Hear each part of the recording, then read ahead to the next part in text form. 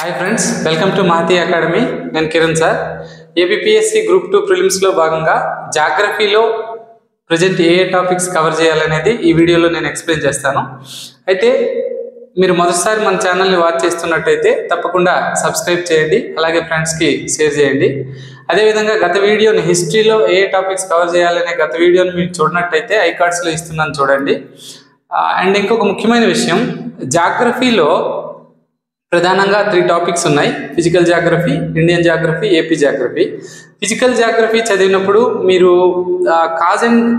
Cause based ఓరియంటేషన్తో చదవాలన్నమాట. అంటే కారణ సంబంధితంగా చదవాలి. ఫిజికల్ జాగ్రఫీ అంటే ప్రతి ఫినామినాకి కారణం ఏంటి, ప్రతి దృగ్విషయానికి కారణం ఏంటి, ఎందుకు అట్లా జరుగుతుంది అనే నేపథ్యంలో చదవాలి.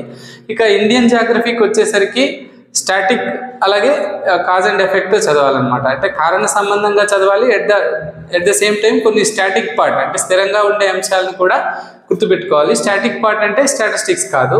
అంటే ఏపీ జాగ్రఫీలో అంతా కూడా స్టాట్స్ లాగా ఉంటుంది, దాన్ని గుర్తుపెట్టుకోవాలన్నమాట. అయితే ఇక ఆలస్యం చేయకుండా ఈరోజు వీడియోలోకి వెళ్ళిపోతే, ఫిజికల్ జాగ్రఫీ మొట్టమొదటి టాపిక్ మనకి earth in our solar system అని అన్నాడు. అయితే కేవలం సోలార్ సిస్టమ్, అక్కడ ఉన్నటువంటి 8 గ్రహాలు, వాటికి ఏది చిన్నది ఏది పెద్దది ఇవే కాకుండా earth in our solar system అన్నాడు. అంటే సోలార్ సిస్టంలో భాగంగా ఎర్త్ అన్నాడు కాబట్టి దాన్ని మనం స్థూలంగా ఎర్త్ సోలార్ సిస్టంలో భాగంగా ఎలా ఏర్పడింది అనే దగ్గర స్టార్ట్ చేయాలి యాక్చువల్గా. అయితే ఈ స్టార్ట్ చేసిన థీరీస్ని మనం మరీ ఎలాబరేట్గా కాకుండా సింపుల్గా చెప్పుకోవాలన్నమాట. ఫర్ ఎగ్జాంపుల్, ఎర్త్ ఆరిజిన్కి సంబంధించిన థీరీస్ని మొదటగా చూడాలి. ఎర్త్ ఎట్లా పుట్టింది అనే ఆరిజిన్కి సంబంధించిన థీరీస్ ఫస్ట్ చూస్తారా. అవి ఏంటంటే, ఫస్ట్ మనకి ఇమాన్యుయల్ కాంట్ అనే వ్యక్తి ఈ ఆరిజిన్ అంటే ఎర్త్కి సంబంధించినటువంటి విషయాల్ని మొదటిసారి ఎక్స్ప్లెయిన్ చేసింది ఇమాన్యుయల్ కాంట్ ఏమో మనకి nebular theory, nebular hypothesis theory అనకూడదు, హైపోథిసిస్, నెబ్యులా పరికల్పన అనేది యాక్చువల్గా ఆయన ప్రతిపాదించినది. తర్వాత లాప్లాస్ అనే అతను దాన్ని ప్రూవ్ చేశాడనమాట. నెబ్యులర్ హైపోథిసిస్ అంటే సింపుల్గా చూసుకుంటే ఏంటంటే, మామూలుగా ఈ వాయు మేఘాలు అంటే వాయువులన్నీ కలిసి ఒక మేఘ రూపంలో మొదట్లో ఉండేవి. అందులో అంటే ఏమంటారు, గ్యాసియస్ క్లౌడ్ అంటారు అనమాట. అందులో ఉన్నటువంటి అణువులు ప్రయాణిస్తూ ఒకదానికొకటి గుద్దుకుంటూ ఉష్ణం జనించింది. ఆ ఉష్ణం వల్ల అది రొటేట్ అయింది. మొదట స్టాటిక్గా ఉండేది, తర్వాత రొటేట్ అయింది. రొటేట్ అయి తిరగటం వలన ఈ సెంట్రిఫ్యూగల్ ఫోర్స్, అపకేంద్ర బలం వల్ల అందులో కొంత భాగం బయటకు వచ్చేసింది. బయటకు వచ్చి ఆ సెంటర్ పార్ట్ చుట్టూ తిరిగింది. సో అలాగా బయటకు వచ్చిన ఆ భాగమేమో తిరుగుతూ అది కండెన్సేషన్ అయ్యి అంటే సాంద్రీకరణ అయ్యి గ్రహాల రూపంలో ఏర్పడ్డాయి. ఆ మధ్యలో ఉన్నది సూర్యుడిగా రూపాంతరం చెందిందని చెప్తుంది అనమాట నెబ్యులర్ హైపోథిసిస్. ఓకే, అది గుర్తుపెట్టుకోవాలి. లాప్లాస్ దాన్ని డెవలప్ చేశాడు. ఆ తర్వాత చెప్పాల్సింది ప్లానెటెసిమల్ థియరీ, గ్రహకాల పరికల్పన. ఆ గ్రహకాల పరికల్పనని చాంబర్లిన్ మాల్టన్ అని ఇద్దరు చెప్పారు. చాంబర్లిన్ మౌల్టన్ అనే ఇద్దరు శాస్త్రవేత్తలు గ్రహకాల పరికల్పన అంటే గ్రహకాలు ఎలా ఏర్పడయ్యాయి అనేది చెప్తారనమాట. ఇదేంటంటే, సూర్యునికి సమీపంగా ఒక నక్షత్రం వచ్చింది. ఆ నక్షత్రం సూర్యునికి సమీపంగా వచ్చినప్పుడు సూర్యునిలోంచి కొంత భాగాన్ని బయటికి దానికి టైడల్ బల్జ్ అనేది బయటకు వచ్చింది. సూర్యుడి సర్ఫేస్లో కొంత భాగం బయటకు వచ్చింది. ఈ నక్షత్రం వెళ్ళిపోయిన తర్వాత ఈ బయటకు వచ్చిన భాగం సూర్యుని చుట్టూ తిరుగుతూ ఘనీభవనం చెంది ప్లానెటెసిమల్ చిన్న గ్రహకాలుగా ఏర్పాటయ్యాయి. కాలక్రమంలో అవన్నీ ఒకదానికొకటి ఆ చిన్నవన్నీ మళ్ళీ ఘన పదార్థాలన్నీ కలుసుకొని ఇప్పుడున్న గ్రహాలు ఏర్పాటయ్యాయని మనకి చాంబర్లిన్ మాల్టన్ ప్లానెటెసిమల్ థియరీ, గ్రహకాల పరికల్పన అని చెప్తారు. ఈ రెండు ముఖ్యం. ఇంకా గుర్తుపెట్టుకోవాలంటే, బైనరీ థియరీ అని లిటిల్టన్ అని ఒక అతను చెప్పాడనమాట. 2 నక్షత్రాలు ఉన్నాయి, అందులో పెద్ద నక్షత్రం సూర్యుడు, ఇంకొక నక్షత్రం. ఆ ఇంకొక నక్షత్రం ఏమో పేలి ఆ ముక్కలైపోతే ఆ ముక్కలేమో సూర్యుడి చుట్టూ తిరిగాయని బైనరీ థియరీ చెప్తుంది అనమాట.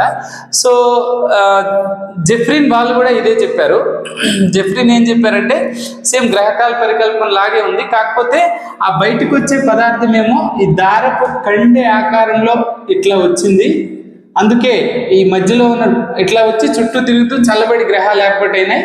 ఈ మధ్యలో ఉన్నటువంటి జూపిటర్, సాటర్న్ ఈ రెండు అందుకే పెద్ద వచ్చినాయి. ఆ తర్వాత ఇక్కడ చిన్న వచ్చినాయి, యువతలు చిన్న వచ్చినాయి. అని చెప్తారనమాట. అది జెఫ్రిన్ చెప్పారు, దీనికి కొంచెం డెవలప్ చేసి చెప్పారనమాట. ఈ 4 గుర్తుపెట్టుకోవాలి సింపుల్గా ఆరిజిన్కి సంబంధించి. భూమి అనేది మీకు తెలుసు కదా 4.6 బిలియన్ ఇయర్స్ బ్యాక్ ఏర్పాటైంది. అంతకుముందు big bang theory Georges Lemaitre అంటారు. ఆ బిగ్ బ్యాంగ్ థియరీ అంటే విశ్వం పుట్టుకని, ఆ తర్వాత విశ్వం పుట్టుకని వర్ణిస్తుంది. సో ఇది ఆరిజిన్కి సంబంధించినటువంటి అంశాలు. ఇంకా ఏం గుర్తుపెట్టుకోవాలంటే బిగ్ బ్యాంగ్ థియరీ. ఇక నెక్స్ట్ సౌర కుటుంబంలోకి వెళ్ళిపోవాలి. సౌర కుటుంబంలో మామూలుగా చూస్తారు 8 గ్రహాలు, 63 ఉపగ్రహాలు. ఇంకా దానికి సంబంధించినటువంటి ఇన్నర్ ప్లానెట్స్ అంటే ఏంటి, అవుటర్ ప్లానెట్స్ అంటే ఏంటి, మనకి ఏదైతే ఆస్ట్రాయిడ్ బెల్ట్, సూర్యుడి నుంచి ఆస్ట్రాయిడ్ బెల్ట్ మధ్యలో ఉండేటటువంటివి ఇన్నర్ ప్లానెట్స్ అనమాట. అంటే బుధుడి నుంచి అంగారకుడు మార్స్ వరకు, మార్స్ తర్వాత అవతల ఆస్ట్రాయిడ్ బెల్ట్ అవతల ఉన్నవి అవుటర్ ప్లానెట్స్. ఇన్నర్ ప్లానెట్ ని టెరెస్ట్రియల్ ప్లానెట్స్, భౌమ గ్రహాలు అంటారు. అంటే ఇవన్నీ ఎర్త్ లైక్ భూమిలాగా ఉంటాయి అనమాట. అంటే భూమిలాగా రాక్స్ తో దాంతో ఉంటాయి. అవతల ఉండే వాటిని అవుటర్ ప్లానెట్స్ అంటారు. అవి గ్యాసియస్ స్టేట్ లో జోవియల్ ప్లానెట్స్ అంటారు. అంటే జూపిటర్ లాగా ఉంటాయి. అవుటర్ ప్లానెట్స్ అంటే బాహ్య గ్రహాలు అంటారు కదా. బాహ్య గ్రహాలు అంటే మనకి మార్స్ తర్వాత నుంచి బృహస్పతి అంటే జూపిటర్ నుంచి అవతల నెప్ట్యూన్ వరకు, వీటిని అవుటర్ ప్లానెట్స్ అంటారు. వీటిని జోవియన్ ప్లానెట్స్ అంటారు అనమాట. అంటే జోవియన్ ప్లానెట్స్ అంటే గ్యాసియస్ స్టేట్ లో ఉంటాయి, జూపిటర్ లైక్ ఉంటాయి అనమాట. ఓకేనా. వీటికి ఇన్నర్ ప్లానెట్స్ కి సాంద్రత ఎక్కువ ఉంటుంది, వీటికి సాంద్రత తక్కువ ఉంటుంది, డెన్సిటీ కూడా తక్కువ ఉంటుంది. దేనికి, ఈ గ్యాసియస్ స్టేట్ లో ఉన్న డెన్సిటీ తక్కువ ఉంటుంది కదా, అవి చూస్తారు. నెక్స్ట్ ఇంకా గ్రహాలకు సంబంధించినటువంటి అదనపు ఇన్ఫర్మేషన్, అంటే గనిమేడ అనేది దేనికి ఉపగ్రహం, అలాగే ఎక్కువ ఉపగ్రహాలు దేనికి ఉన్నాయి ఇట్లా చూస్తారు. నెక్స్ట్ చంద్రుడి కోసం చూస్తారు, అంగారకుడి కోసం చూస్తారు. చూసే క్రమంలో జాగ్రత్తగా చూడాలన్నమాట. వాటి డెన్సిటీని చూడాలి. చూడండి, కొన్ని దగ్గరలో పొరపడే అవకాశం ఉంది. అంగారకుడు మార్స్ అనేది భూమి అంతది అని మనం భ్రమపడతాం. యాక్చువల్లీ పరిమాణంలో భూమిలో సగమే ఉంటుంది అంగారకుడు. ఓకేనా. భూమి అంతది ఎగ్జాక్ట్లీ మనకి భూమిలాగా డెన్సిటీ కలిగి ఉన్నది శుక్రుడు అనమాట. ఓకేనా. భూమిలాగా డెన్సిటీ కలిగి ఉన్నది, ట్విన్ ప్లానెట్ అంటాం భూమికి. అలాంటి అంశాలు మీరు చూసుకోవాలి. సాంద్రత, ఈ మొదటి గ్రహాలు భూమి సాంద్రత 5.5 గ్రామ్ సెంటీమీటర్ క్యూబ్. ఈ మొదట ఉన్నటువంటి సాంద్రత శుక్రుడు సాంద్రత కూడా భూమిలాగా ఉంటుంది అనమాట. ఓకేనా. అలాంటి అంశాలు గ్రహాలకు సంబంధించినటువంటి మీరు చూసుకోవాలి. నెక్స్ట్ దాన్ని చూసుకుంటే ఇక నెక్స్ట్ పార్ట్కి వెళ్ళిపోతారు మీరు. ఇంటీరియర్ ఆఫ్ ద ఎర్త్, భూమి అంతర్నిర్మాణం ఏంటి, భూమి లోపల ఏముందనే తెలుసుకునే ప్రయత్నానికి అంటే తెలుసుకోవడానికి 2 ఆధారాలు ఉన్నాయి. ఒకటి డైరెక్ట్ సోర్స్, ఇంకోటి ఇండైరెక్ట్ సోర్స్. డైరెక్ట్ సోర్స్ అంటే మనం డ్రిల్ చేస్తున్నాం కదా భూమి లోపలికి ఈ పెట్రోల్ ఇవి తీయటానికి, అదొక సోర్స్ అయితే, ఇంకొక సోర్స్ ఏంటి డైరెక్ట్ సోర్స్ లో వాల్కనోస్ అనమాట, వాల్కనిక్ ఎరప్షన్స్, అగ్నిపర్వత విస్ఫోటనం. అగ్నిపర్వత విస్ఫోటనంలో ఆ మాగ్మా అనేది సుమారు ఇంచుమించుగా 200 కిలోమీటర్ల లోపల నుంచి వస్తుంది అనమాట, లావా. కాబట్టి ఆ పదార్థాలు ఎట్లా ఉన్నాయో చూసి, ప్రత్యక్షమైనవి కాబట్టి డైరెక్ట్ సోర్స్ అంటారు దాన్ని. ఆ పదార్థాలను చూసి భూమి లోపల ఏముందో ఒక అధ్యయనం చేస్తారు. అవి కాకుండా ఇండైరెక్ట్ సోర్స్ అంటే భూకంపాలు వచ్చినప్పుడు లేదా అయస్కాంత క్షేత్రం బట్టి, వీటన్నింటి బట్టి కూడా భూమి యొక్క అంతర్నిర్మాణంలో ఏముందనేది తెలుసుకున్నారు శాస్త్రవేత్తలు. అయితే అంతర్నిర్మాణంలో సాధారణంగా మీ అందరికి తెలుసు కదా, క్రస్ట్, పటలము, మాంటెల్, కోర్ అని 3 పార్ట్స్ ఉన్నాయి. మనం ఈ క్రస్ట్ కును మాంటెల్ కి ఈ మధ్యలో ఉన్నటువంటి దాన్ని మోహోస్ డిస్కంటిన్యూటీ. అంటే క్రస్ట్ ఏమో ఇంచుమించుగా సముద్రాల్లో 5 కిలోమీటర్ మందం ఉంటుంది. అంటే సముద్రాల కింద క్రస్ట్ భూపటలం ఏమో ఓన్లీ 5 కిలోమీటర్స్ ఉంటుంది. అదే ఖండాల భాగాల్లో అయితే 30 కిలోమీటర్లు ఉంటుంది. ఓకే. ఇప్పుడు హిమాలయాల దగ్గర ఎక్కువ ఉంటుంది, 70 కిలోమీటర్లు ఉంటుంది క్రస్ట్ మందం అనేది అంత ఉంటుంది. అయితే ఆ క్రస్ట్ సుమారుగా అక్కడ క్రస్ట్ దగ్గర ఉండేటటువంటి దాన్ని ఈ మోహోస్ డిస్కంటిన్యూటీ అంటారు. మోహోస్ డిస్కంటిన్యూటీ నుంచి 2900 కిలోమీటర్ల వరకు మాంటెల్ ప్రావారం ఉంటుంది అనమాట. ఓకే. ఆ ప్రావారం పై పొరనే యాస్థనోస్పియర్ అంటారు. అక్కడే మనకి ప్లేట్స్ అనేవి ఒకదానికొకటి అంటే ఒకదానిలో ఒకటి దూసుకుపోవడం అనేది యాస్థనోస్పియర్ లోనే జరుగుతుంది. అది పేస్ట్ లాగా ఉంటుంది. ఓకేనా. అది అయిపోయిన తర్వాత ఇక ఈ మాంటెల్ కి కోర్ కి మధ్యన ఉన్నటువంటి దాన్ని గూటెన్బర్గ్ డిస్కంటిన్యూటీ. అంటే గూటెన్బర్గ్ డిస్కంటిన్యూటీ నుంచి అవతల 6374 కిలోమీటర్లు అంటే భూమి యొక్క రేడియస్ ఇది. ఆ రేడియస్ వరకు ఉన్నదాన్ని కోర్ అంటాం అనమాట. కోర్ లో మళ్ళీ ఇన్నర్ కోర్, అవుటర్ కోర్ అని 2 రకాలు ఉంటాయి అనమాట. ఓకే. ఇక క్రస్ట్ అనేది ఎలా ఉంటుంది? సాలిడ్ గా ఉంటుంది, ఘన పదార్థంగా ఉంటుంది. మాంటెల్ అనేది ద్రవ పదార్థంగా ఉంటుంది. మళ్ళీ ఇక్కడ అవుటర్ కోర్, ఇన్నర్ కోర్ మళ్ళీ సాలిడ్ గా ఉంటుంది అనమాట. ఓకే, అట్లా చూసుకోవాలి. వీటినే మళ్ళీ సూయజ్ అనే అతను సియాల్, సిమా అక్కడ ఉండేటువంటి ఖనిజాలు బట్టి నిఫే అనే రకాలుగా వర్గీకరించాడు. సో సియాల్ అంటే సిలికాన్, అల్యూమినియం, సిమా అంటే సిలికాన్, మెగ్నీషియం, అండ్ నిఫే అంటే నికిల్ ఫెర్రస్. నికిల్ ఫెర్రస్ భూమి కేంద్రంలో ఉంటాయి కాబట్టి అయస్కాంత క్షేత్రం వచ్చిందని చెప్తారనమాట. అయస్కాంత పదార్థాలు కదా. అట్ ద సేమ్ టైం ఇంకొక పాయింట్ ఏంటంటే, ఈ భూమి యొక్క అంతర్నిర్మాణంలో భాగంగా క్రస్ట్ అనేది తక్కువ సాంద్రత ఉంటుంది, దానికంటే మాంటెల్ ఎక్కువ సాంద్రత ఉంటుంది, కోర్ అన్నిటికంటే ఎక్కువ సాంద్రత ఉంటుంది. అంటే ఎక్కువ సాంద్రమైన పదార్థాల పైన తక్కువ సాంద్రత ఉన్నవి, డెన్సిటీ ఉన్నవి తేలుతున్నాయి అనమాట. భూమి నిర్మాణం ఆ విధంగా రూపొందించబడింది. ఆ విషయాలు చూసుకోవాలి. ఇక నెక్స్ట్ ఇక్కడే మనం చూడాల్సినవి పరోక్ష ఆధారాల్లో. నెక్స్ట్ పరోక్ష ఆధారాల్లో మరి ఎలాగో మనము ఎర్త్క్వేక్స్ చూస్తున్నాం కదా, భూకంపాలు అనేవి పరోక్ష ఆధారాలు. భూకంపాలు చూస్తాం. LPS తరంగాలు అంటే ఏంటి? భూకంప నాభి, ఫోకస్ అంటారు. ఆ ఫోకస్ అంటే ఏంటి? అలాగే అధికేంద్రం లేకపోతే అభికేంద్రం, ఎపిసెంటర్ అంటే పైన ఉంటుంది కదా, ఎపిసెంటర్ అంటే ఏంటి? అలా భూకంపాన్ని కొలిసేటటువంటి రిక్టర్ స్కేల్ ఏమో భూకంపం యొక్క మ్యాగ్నిట్యూడ్ని కొలుస్తుంది, అంటే భూకంపం యొక్క పరిమాణాన్ని కొలుస్తుంది అనమాట. ఇప్పుడు కొలిసేది Richter scale.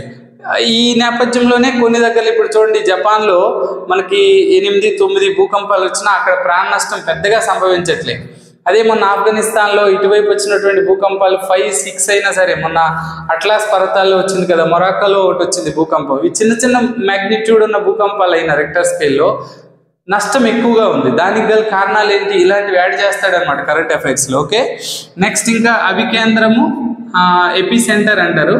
So epicentre next earthquakes కోసం మనం తెలుసుకుంటే రైట్, రిక్టర్ స్కేల్ మ్యాగ్నిట్యూడ్ని కొలుస్తుంది. రిక్టర్ స్కేల్ భూకంపం యొక్క పరిమాణాన్ని, అంటే ట్రైనైట్రోటోలిన్ అనే పేలుడు పదార్థం యొక్క పేలుడు పదార్థం యొక్క ఎంత ధ్వంసం చేస్తుంది అనేది పోలుస్తుంది అనమాట. అంటే ఎంత పేలుడు పదార్థం అయితే ఈ రిక్టర్ స్కేల్ పై ఒక 5, ఎంత అయితే ఒక 200 కేజీలు అయితే 6, అట్లా అంటే మామూలుగా చెప్తున్నాను నేను. ఆ పేలుడు పదార్థం ఎంత ప్రభావం చూపుతుందో అది ఎంత ప్రభావం చూపుతుంది అని కంపేర్ చేసి చెప్తారనమాట. ఓకేనా, అది రిక్టర్ స్కేల్. ఇక మెర్కలీ స్కేల్ అని ఉంది, అది భూకంపం యొక్క ఇంటెన్సిటీని చెప్తుంది అనమాట. ఓకేనా, మ్యాగ్నిట్యూడ్ని కాకుండా. నెక్స్ట్ ఇక భూకంపాల కోసం చూసేస్తే అక్కడ నెక్స్ట్ మేజర్ ల్యాండ్ ఫామ్స్. ఇక మీరు చదవాల్సింది మేజర్ ల్యాండ్ ఫామ్స్, ప్రధాన భూస్వరూపాలు. ప్రధాన భూస్వరూపాలు చదివేటప్పుడు ఏంటంటే, ప్రధాన భూస్వరూపాలు అంటే పర్వతాలు, పీఠభూములు, మైదానాలు ప్రధాన భూస్వరూపాలు. కేవలం దానికోసమే ఇచ్చినాడని మనం అనుకోలేము. Major land forms and features అన్నాడు, వాటి లక్షణాలు ఏంటి అన్నాడు. మరి వాటి లక్షణాలు తెలుసుకోవాలంటే ఖచ్చితంగా అవి ఎట్లా ఏర్పడతాయో తెలుసుకోవాలి. మేజర్ ల్యాండ్ ఫామ్స్ అనేవి ఎట్లా ఏర్పడతాయి అనే దగ్గరే ఎక్కువ ఇంపార్టెన్స్ ఉంటుంది. కారణాలు ఏంటి? మామూలుగా ఈ జియోమార్ఫిక్ ప్రాసెసెస్ అంటారు, అంటే భూస్వరూప నిర్మాణ క్రియల వల్ల భూస్వరూపాలు ఏర్పడవుతాయి. భూస్వరూప నిర్మాణ క్రియలు అంటే భూస్వరూపాలను ఏర్పరిచేటటువంటి చర్యలు. వాటికి కారణం ఏంటి? 2 రకాల కారణాలు ఉన్నాయి. ఎక్సోజెనిక్ కారణాలు అంటే బాహ్య కారణాలని, ఎండోజెనిక్ కారణాలు అంతర్జనిత కారణాలు. అది ఎండోజెనిక్ అంటే భూమి లోపల జరిగేటటువంటివి, ఎక్సోజెనిక్ అంటే భూమి బయట ఈ గాలి కానీ, నీరు కానీ, నదులు కానీ, హిమానీ నదాలు కానీ, ఇవన్నీ కూడా భూమి బయట కూడా ఈ నిర్మాణాలు ఏర్పాటుకు కారణమవుతాయి. సో వాటిని తర్వాత చూస్తాము. ఇప్పుడు ఎండోజెనిక్లో చూస్తాం, అంటే భూ అంతర్జనిత బలాలు, వాటిని విరూపక బలాలు, టెక్టోనిక్ ఫోర్సెస్ అంటారు. విరూపక బలాలు. ఈ విరూపక బలాలు అనేవి 2 రకాలుగా ఉంటాయి. స్లోగా ఉంటాయి, ఫాస్ట్గా ఉంటాయి, సడన్గా ఉంటాయి. ఫాస్ట్ అంటే సడన్గా. సడన్గా ఉండేటటువంటి బలాల వల్ల భూకంపాలు, ఎర్త్క్వేక్స్, వాల్కానిక్ ఎరప్షన్, అగ్నిపర్వతాలు వస్తాయి. స్లోగా ఉండేవి 2 రకాలు. మనకి స్లోగా ఉండేవి ఏంటంటే 2 రకాలు. సింపుల్గా వేసుకుంటే ఊర్ధ్వ బలాలు, అంటే భూమి లోపల ఉన్నటువంటి బలాలు ఒకదానికొకటి ఎలా పనిచేస్తాయని చెప్తున్నాను. ఊర్ధ్వ బలాలు వెర్టికల్గా ఉంటాయి, ఇంకా సమాంతరంగా ఉంటాయి. క్షితిజ సమాంతరం అంటారు, హారిజాంటల్, క్షితిజ సమాంతరం. ఊర్ధ్వంగా వెర్టికల్ గా ఉండేవి రెండు రకాలుగా, అంటే భూమి లోపల బలాలు ఇలా పైకి నెట్టుకొచ్చే బలాలు ఉంటాయి. ఓకేనా, అంటే ఇట్లా పైకి వచ్చేటటువంటి లేదా ఇలా కిందకి నెట్టే బలాలు ఉంటాయి. ఈ ఊర్ధ్వ బలాలని మనం ఏమంటామంటే ఇవేంటంటే ఖండాలు ఏర్పాటు అవడానికి కారణం, ఖండాలు. అందుకే దీన్ని ఏమంటారు,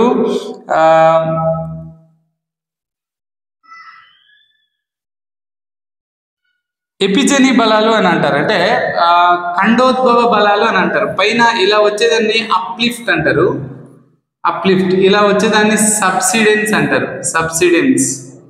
ఓకే, అప్లిఫ్ట్ అంటే ఏంటంటే ఖండ భాగం పైకి రావటం. ఓకే, అంటే ఇప్పుడు మనకి పెద్ద పెద్ద ఖండ భాగాలు సముద్ర తలం నుంచి పైకి లెగిస్తాయి అనమాట. ఓకేనా, సబ్సిడెన్స్ అంటే నిమజ్జనం అవటం, అంటే కిందకి వెళ్ళటం అనమాట. ఇప్పుడు చూడండి, భారతదేశ పశ్చిమ తీరం ఇవన్నీ కిందకి వెళ్తాయి కదా, అవి ఊర్ధ్వ బలాల వల్ల. ఓకే, ఇక భూమి లోపల క్షితిజ సమాంతర బలాలు రెండు రకాలుగా ఉంటాయి మళ్ళీ.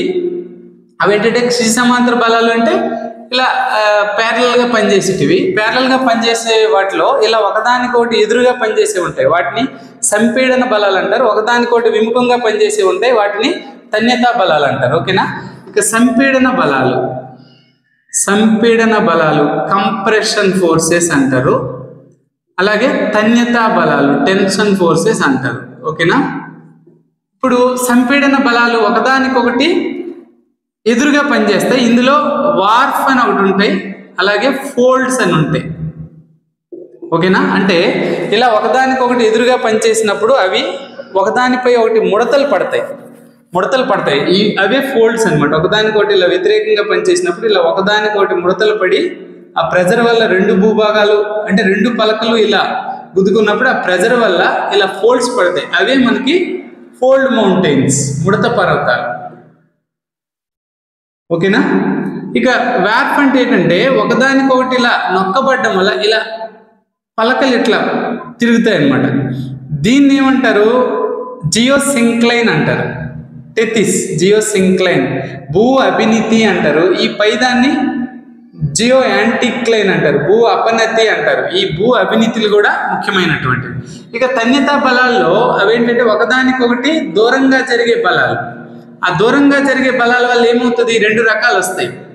ఆ దూరంగా జరిగే బలాల వల్ల అవేంటంటే ఒకటి ఫ్రాక్చర్స్ అయినా వస్తాయి, భగ్నాలు అంటారు. ఇంకొకటి ఫాల్ట్స్ అయినా వస్తాయి,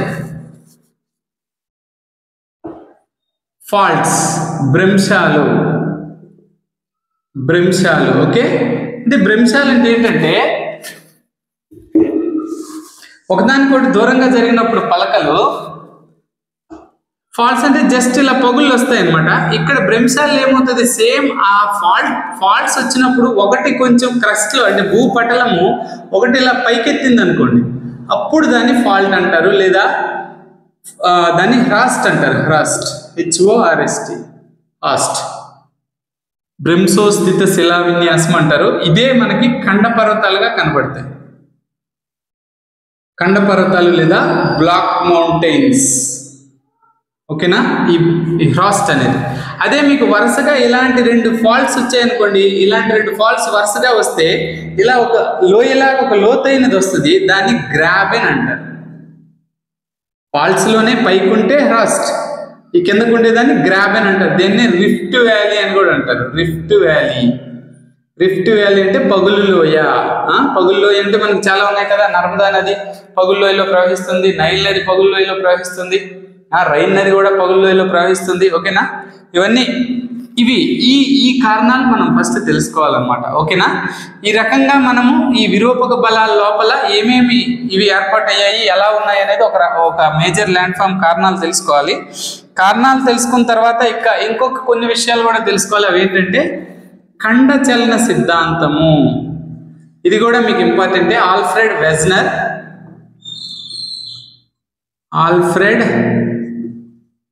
ఖండశలన సిద్ధాంతం చెప్పాడు. అంటే ప్యాంజియా పెంతాలిసా అనే దాని మీద కదులుతూ ఉంది ల్యాండ్. అఫ్ కోర్స్ అది అంటే ఇప్పుడు తప్పని ప్రూవ్ అయి ఉండొచ్చు. కాకపోతే ఆల్ఫ్రెడ్ వెజ్నర్ చెప్పినటువంటి ఆ జిగ్జాగ్ సెటిల్మెంట్ అంటే ఆఫ్రికా పశ్చిమ తీరము, దక్షిణ అమెరికా తూర్పు తీరము ఈక్వల్ గా సెట్ అవటం, ఇలాంటి జిగ్జాగ్ థియరీ ఒక లైట్ ఐడియా అయితే మీకు ఉండాలి. నెక్స్ట్ దాని తర్వాత తెలుసుకోవాల్సింది పలక విరూపక సిద్ధాంతం కూడా తెలుసుకోవాలి. విరూప పలకల సిద్ధాంతము, టెక్టోనిక్ ఫోర్స్ థియరీ అంటారు. పలక విరూపక సిద్ధాంతం లేకపోతే టెక్టోనిక్ ఫోర్స్ థియరీ. దీన్ని మార్గాన్, మెకంజీ ఇలాంటి వాళ్ళు చెప్పారు.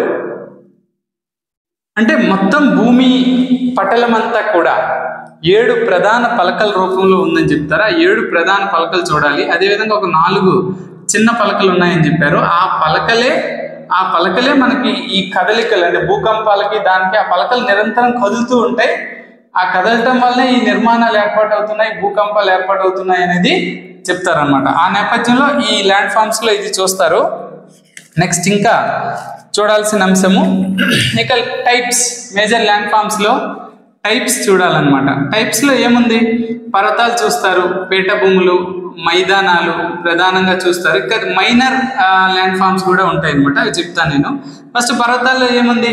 మామూలుగా ముడత పర్వతాలు మొదట చూస్తారు. ఎక్కడెక్కడ ముడత పర్వతాలు ఉన్నాయి, ఎలా ఏర్పాటు అవుతాయి అనేది మొదటే చెప్పాము మనము. ఫోల్డ్ మౌంటైన్స్ అన్నాం. ముడత పర్వతాలు ఎక్కడెక్కడ ఉంటాయి? ముడత పర్వతాలు ప్రధానమైన పర్వతాలు అంటే ఖండ తీరాల్లో ఉత్తర దక్షిణలుగా కానీ తూర్పు పడమరలుగా కానీ ఉంటాయన్నమాట ముడత పర్వతాలు ఖండ తీరాల్లో. ఓకేనా? ఖండ తీరాల్లో ఏర్పాటు అవుతాయి. అంటే ప్లేట్స్ వెళ్ళి ఎమర్జ్ అయినప్పుడు ముడతలు పడి పైకి వస్తాయి. ఫర్ ఎగ్జాంపుల్ హిమాలయ పర్వతాలు. అలాగే అతి ముఖ్యమైనది ఆఫ్రికాలో లొకేషన్ కూడా అడుగుతాడు. ఆఫ్రికాలో అట్లాస్ పర్వతాలు. అట్లాస్ పర్వతాల్లో మన భూకంపం వచ్చింది కాబట్టి కరెంట్ అఫైర్స్ లో అది కూడా అడిగేదానికి అవకాశం ఉంది. అలాగే అవతల మనకి ఉత్తర అమెరికాలో రాకీ పర్వతాలు, దక్షిణ అమెరికాలో యాండీస్ పర్వతాలు, ఇలా ప్రధాన ఐరోపాలో ఆల్ప్స్ పర్వతాలు, ఇవన్నీ కూడా ముడత పర్వతాలు. ఓకేనా? ముడత పర్వతాలు గుర్తుపెట్టుకోవాలి. ముడత పర్వతాల యొక్క ఇంకొక ముఖ్యమైన అంశం ఏంటంటే ముడత పర్వతాల్లో మనకి సముద్రపు జీవుల ఫాజిల్స్ కనబడతాయి, శిలాజాలు కనబడతాయి. ఎందుకంటే ముడత పర్వతాలు ఉన్న ఏరియాలు ఒకప్పుడు భూ అవినీతులు లేదా సముద్ర ప్రాంతాలు అన్నమాట. ఓకేనా? ఒకప్పుడు ఎప్పుడో చాలా అంటే భౌమ కాలాల్లో చాలా రోజుల క్రితం ఈ ముడత పర్వతాలు ఉన్న ఏరియా, ఇప్పుడు ఫర్ ఎగ్జాంపుల్ మనకి హిమాలయాల ముడత పర్వతాలు అది ఉండేది. అక్కడ టెథిస్ అనే ఒక భూ అవినీతి, ఒక జియోసింక్లైన్ లో అవి నిక్షేపాలు పడి అంటే ఇటు నుంచి ఇండియన్ ప్లేటు అటు నుంచి యురేషియా ప్లేటు రావడం వల్ల సంపీడనం చెంది ముడతలు పడి పైకి లెగిసింది అది. సో దట్ ఏంటి అంటే సముద్రాల్లో ఉండే జీవులతాలుగా అవక్షేపాలు ఫాజిల్స్ ఏమో అక్కడ ఉంటాయి అన్నమాట. దాని ప్రధాన లక్షణం అది. ఓకేనా? నెక్స్ట్ ఇక పీఠభూములకు వెళ్తారు. పీఠభూములు అనగానే మనకి ఖనిజాలకు ప్రసిద్ధి. పీఠభూములు తెలుసు కదా, అంటే పర్వతాలు కొంచెం వికోశీకరణం జరిగితే పీఠభూములు ఏర్పాటు అవుతాయి. సో ఇంకా మీరు పీఠభూముల కోసం ఏం తెలుసుకోవాలి?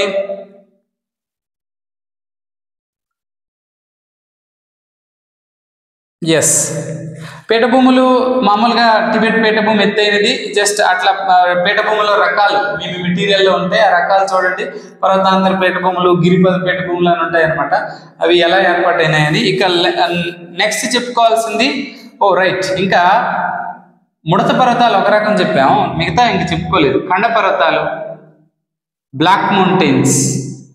బ్లాక్ మౌంటైన్స్ అనేవి మనకి ముందే చెప్పాం కదా, ఫాల్ట్స్, బ్రహ్మోత్థిత శిలా విన్యాసము, ఫ్రాస్ట్ అంటే భూపటలము ఇలా దూరంగా జరిగినప్పుడు ఒక పక్క ఇలా లెగటం వల్ల ఖండ పర్వతాలు బ్లాక్స్ లాగా కనబడతాయి అనమాట. ఇవేమో వాస్జెస్, బ్లాక్ ఫారెస్ట్ యూరప్ లో ఉన్నాయి ఖండ పర్వతాలు. ఓకేనా? ఖండ పర్వతాలు అయిపోయిన తర్వాత మనం చెప్పుకోవాల్సింది నెక్స్ట్ పర్వతాల్లో ముడత పర్వతాలు, ఖండ పర్వతాలు, ఇంకొక రకం అవశిష్ట పర్వతాలు, రెసిడ్యువల్ లేదా రెలిక్ పర్వతాలు. అవశిష్ట పర్వతాలు అంటే ఒకప్పుడు ముడత పర్వతాలే క్రమంగా వికోశీకరణం అంటే డినండేషన్, శైథిల్య ప్రక్రియలు అంటే బాహ్య జనిత బలాలు అన్నాం కదా, ఈ గాలి నీరు ఇవి ఒప్పుకోవు. అలా ప్రక్రియలు అంటే ఫైనల్గా ఏంటంటే ఎత్తుకున్నన్నింటినీ కొట్టేసి సమతలంగా చేస్తాయి, సమతలంగా ఉన్నదాన్ని ఎత్తుగా చేస్తాయి అన్నమాట ఈ బయట ఉన్నటువంటి బహిర్జనిత బలాలు కూడా. ఆ నేపథ్యంలో అవశిష్ట పర్వతాలు ఏర్పాటైనాయి. ఫోల్డ్ మౌంటైన్స్ కొట్టేయటం వల్ల ఇవి ఏర్పాటైనాయి. అవశిష్ట పర్వతాలు అంటే ఆరావళి పర్వతాలు, సహ్యాద్రి శ్రేణులు అంటే పశ్చిమ కనుమలు, తూర్పు కనుమలు, ఇవన్నీ కూడా అవశిష్ట పర్వతాలు. అపలేచియన్ పర్వతాలు ఉత్తర అమెరికా తూర్పు తీరంలో ఉంటాయి అపలేచియన్ పర్వతాలు. ఇక ఉత్తర అమెరికా అపలేచియన్ పర్వతాలు ఇవన్నీ కూడా మనకి అవశిష్ట పర్వతాలు. నెక్స్ట్ ఇంకా మూడోది అగ్ని పర్వతాలు. ఇక్కడ కూడా మీకు బిట్ రావచ్చు. అగ్ని పర్వతాలు ఇక్కడే బిట్ వస్తుందని నేను అనుకుంటున్నాను. అగ్నిపర్వతాలు వాల్కనోస్ అంటే ఏంటంటే సాధారణ తెలుసు కదా, ఆస్తనోస్పియర్ లో ఉన్నటువంటి మాంటెల్ పైపోర్ లో ఉన్నటువంటి లావా అక్కడ ఉన్నటువంటి బలాలకి ప్రెజర్కి బయటకు వస్తుంది అనమాట. బయటకు వచ్చిన తర్వాత అగ్నిపర్వతం ఏర్పాటు అవుతుంది, మీకు తెలుసు. అయితే అగ్నిపర్వతం రకాలు మీకు ఎక్కువ ఇంపార్టెంట్. అందులో షీల్డ్ వాల్కనో అంటారు. షీల్డ్ వాల్కనో అంటే ఏంటంటే అగ్నిపర్వతాలు సాధారణంగా ఇట్లా మాగ్మా ఉంటుంది, ఛాంబరు, ఇట్లా మాగ్మా వచ్చి జస్ట్ బసాల్ట్ ద్రవము ఇలా వస్తుంది అనమాట, ఇలా ఏర్పాటు అవుతాయి కోన్ లాగా. కానీ ఈ షీల్డ్ వాల్కనో అంటే ఏంటంటే ఇలా మాగ్మా ఎరప్ట్ అయిన తర్వాత అది ఫ్లూయిడ్ ఎక్కువగా ఉండటం వల్ల, అంటే బాగా ద్రవ రూపంలో ఉండటం వల్ల ఇలా పరుచుకుంటుంది, ఇలా ఏర్పాటు అవుతుంది అనమాట షీల్డ్. అంటే ప్రపంచంలో ఎత్తైన అగ్నిపర్వతాలు, ప్రపంచంలో పెద్ద అగ్నిపర్వతాలు షీల్డ్ వాల్కనోస్. ఓకే, దీన్ని బసాల్ట్ డోమ్ అంటారు. బసాల్ట్ డోమ్ అంటే అగ్నిపర్వతాల లావా ఎక్కువగా బసాల్ట్ వస్తుంది అనమాట. బసాల్ట్ అనే శిలాద్రవం వస్తుంది. ఓకేనా, షీల్డ్ పర్వతాలు ఇప్పుడు హవాయిలో మనకి, అమెరికాలోని పసిఫిక్ తీరంలో ఉన్న హవాయి, ఇవన్నీ కూడా షీల్డ్ వాల్కనోస్. ఇంకా కాల్డెరా అనే ఒక పదం మీరు తెలుసుకోవాలా. కాల్డెరా అంటే ఏంటంటే మామూలుగా అగ్నిపర్వతం బద్దలైన తర్వాత ఎక్కువ ఎక్స్ప్లోజివ్ ఉంటుంది అనమాట, అంటే బాగా విస్ఫోటనం ఉంటుంది, మొత్తం లేపేస్తుంది. ఆ విస్ఫోటనంగా అంతా లేచిపోతుంది. లేచిపోయిన తర్వాత ఒక డిప్రెషన్ ఇలా ఏర్పాటు అవుతుంది అనమాట. దీన్ని కాల్డెరాస్ అంటారు. ఇప్పుడు ఎల్లోస్టోన్ నేషనల్ పార్క్ ఇవన్నీ కూడా కాల్డెరాస్ అనమాట. అందుకే ఎల్లోస్టోన్ నేషనల్ పార్క్ లో మనకి హాట్ స్ప్రింగ్స్ కానీ ఇవి కూడా ఉంటాయి. ఓకేనా, హాట్ స్ప్రింగ్స్, గేజర్స్ ఇవన్నీ భూమిలో ఉన్నటువంటి ఈ అగ్నిపర్వత క్రియలు లాంటివి, గేజర్స్ ఇలాంటివన్నీ. నెక్స్ట్ కాల్డెరా అయిపోయిన తర్వాత ఇంకా మనం చెప్పుకోవాల్సినవి ఇప్పుడు మనకు ఉన్నాయి కదా, దక్కన్ నాపలు, అదొక రకం. వాటిని ఏమంటారంటే బసాల్ట్ ప్రావిన్సెస్ అంటారనమాట. Basalt provinces, basalt lava provinces అంటారు. దక్కన్ నాపలు ఎక్కువ ఫేమస్. అంటే అగ్నిపర్వతం విస్ఫోటనం అయిన తర్వాత ఆ లావా ఏమో కిలోమీటర్ల మేర ప్రవహిస్తుంది. ఒక అంటే మాక్సిమం 2 కిలోమీటర్ మందంతో కూడా దక్కన్ ప్లాట్యూ ఉంది. వాటిని దక్కన్ నాపలు ఈ బసాల్ట్ ప్రావిన్సెస్ కి ఎక్కువ ఉదాహరణలు అనమాట. సో అది అగ్నిపర్వతాల్లో మీరు తెలుసుకోవాల్సింది. నెక్స్ట్ ఇంకా ఫ్లడ్ బసాల్ట్ ప్రావిన్సెస్ అంటారు. ఫ్లడ్ బసాల్ట్, వీటిని వరద బసాల్ట్ ప్రావిన్సెస్ అని అంటారు అనమాట. దక్కన్ నాపలు అంటే దక్కన్ నాపలు అనేవి అగ్నిపర్వత క్రియలో భాగంగా ఏర్పాటైనటువంటి ప్రక్రియలో ఏర్పాటైనటువంటి నిర్మాణాలు. ఓకేనా, ఇక నెక్స్ట్ తీర మైదానాలు. మైదానాలు చెప్పుకోవాలి కదా, ఇంకో ముఖ్యమైనది. మైదానాలు ప్రధానంగా మనకి 2 రకాలు. ఖండాంతర్గత మైదానాలు, ఇదొక రకం ఖండాంతర్గత మైదానాలు. సముద్ర తీర మైదానాలు. తీర మైదానాలు, ఖండాంతర్గత మైదానాలు అంటే ఖండ మధ్య భాగాలు కొంచెం పైకి లేపడం వల్ల ఏర్పాటైనవి. తీర మైదానాలు అంటే సముద్ర మట్టం పైకి లేవడం వల్ల ఏర్పాటైనవి. అయితే మనకి మన పశ్చిమ తీరం, భారతదేశ పశ్చిమ తీరం ఏమో సబ్మెర్జ్ అవుతుంది, అంటే మునుగుతుంది. తూర్పు తీరం ఏమో ఎమర్జ్ అవుతుంది. ఓకేనా, అంటే పైకి వస్తుంది, అప్లిఫ్ట్ అవుతుంది అనమాట. ఓకేనా, తీర మైదానాలు అయిపోయిన తర్వాత ఇక నెక్స్ట్ చూసుకుంటే క్రమక్షయ మైదానాలు. అంటే క్రమక్షయం జరగటం వల్ల, క్రమక్షయం అంటే ఏంటంటే ఎరోజిన్ అంటే క్రమక్షయం అంటే కోసుకుపోవటం వల్ల పీడ్మౌంట్ మైదానాలు, పెడిప్లేన్స్ అంటారు.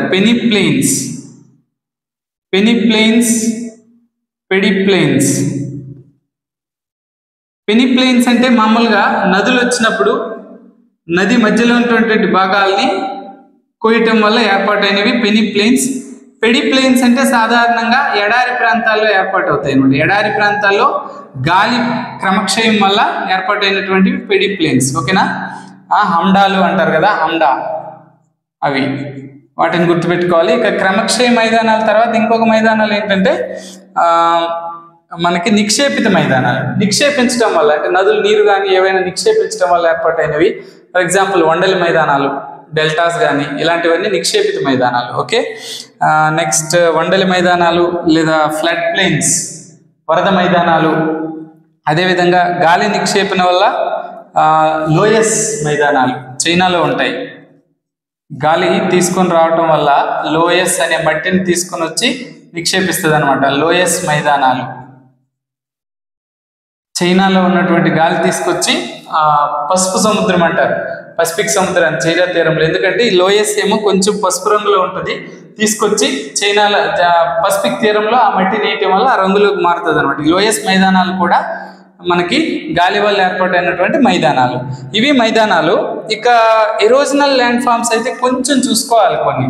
అంటే ఇవి కాక ఇంకా చిన్న ల్యాండ్ ఫామ్స్ ఉంటాయి, ఇవి కూడా అడుగుతాడు అనమాట. అంటే మేజర్ ల్యాండ్ ఫామ్స్ అంటే మేజరే అడుగుతాడని కాదు, మైనర్ ల్యాండ్ ఫామ్స్ కూడా ఇంపార్టెంట్. అవి ఇంపార్టెంట్, అక్కడ బిట్లు వచ్చే అవకాశం ఉంది, వాటి కోసం కూడా మనం చూస్తాం. ఫస్ట్ ఏంటంటే నదులు ఏర్పాటు చేసే మైదానాలు, నదులు ఏర్పాటు చేసే ల్యాండ్ మైన్స్, ల్యాండ్ ఫామ్స్.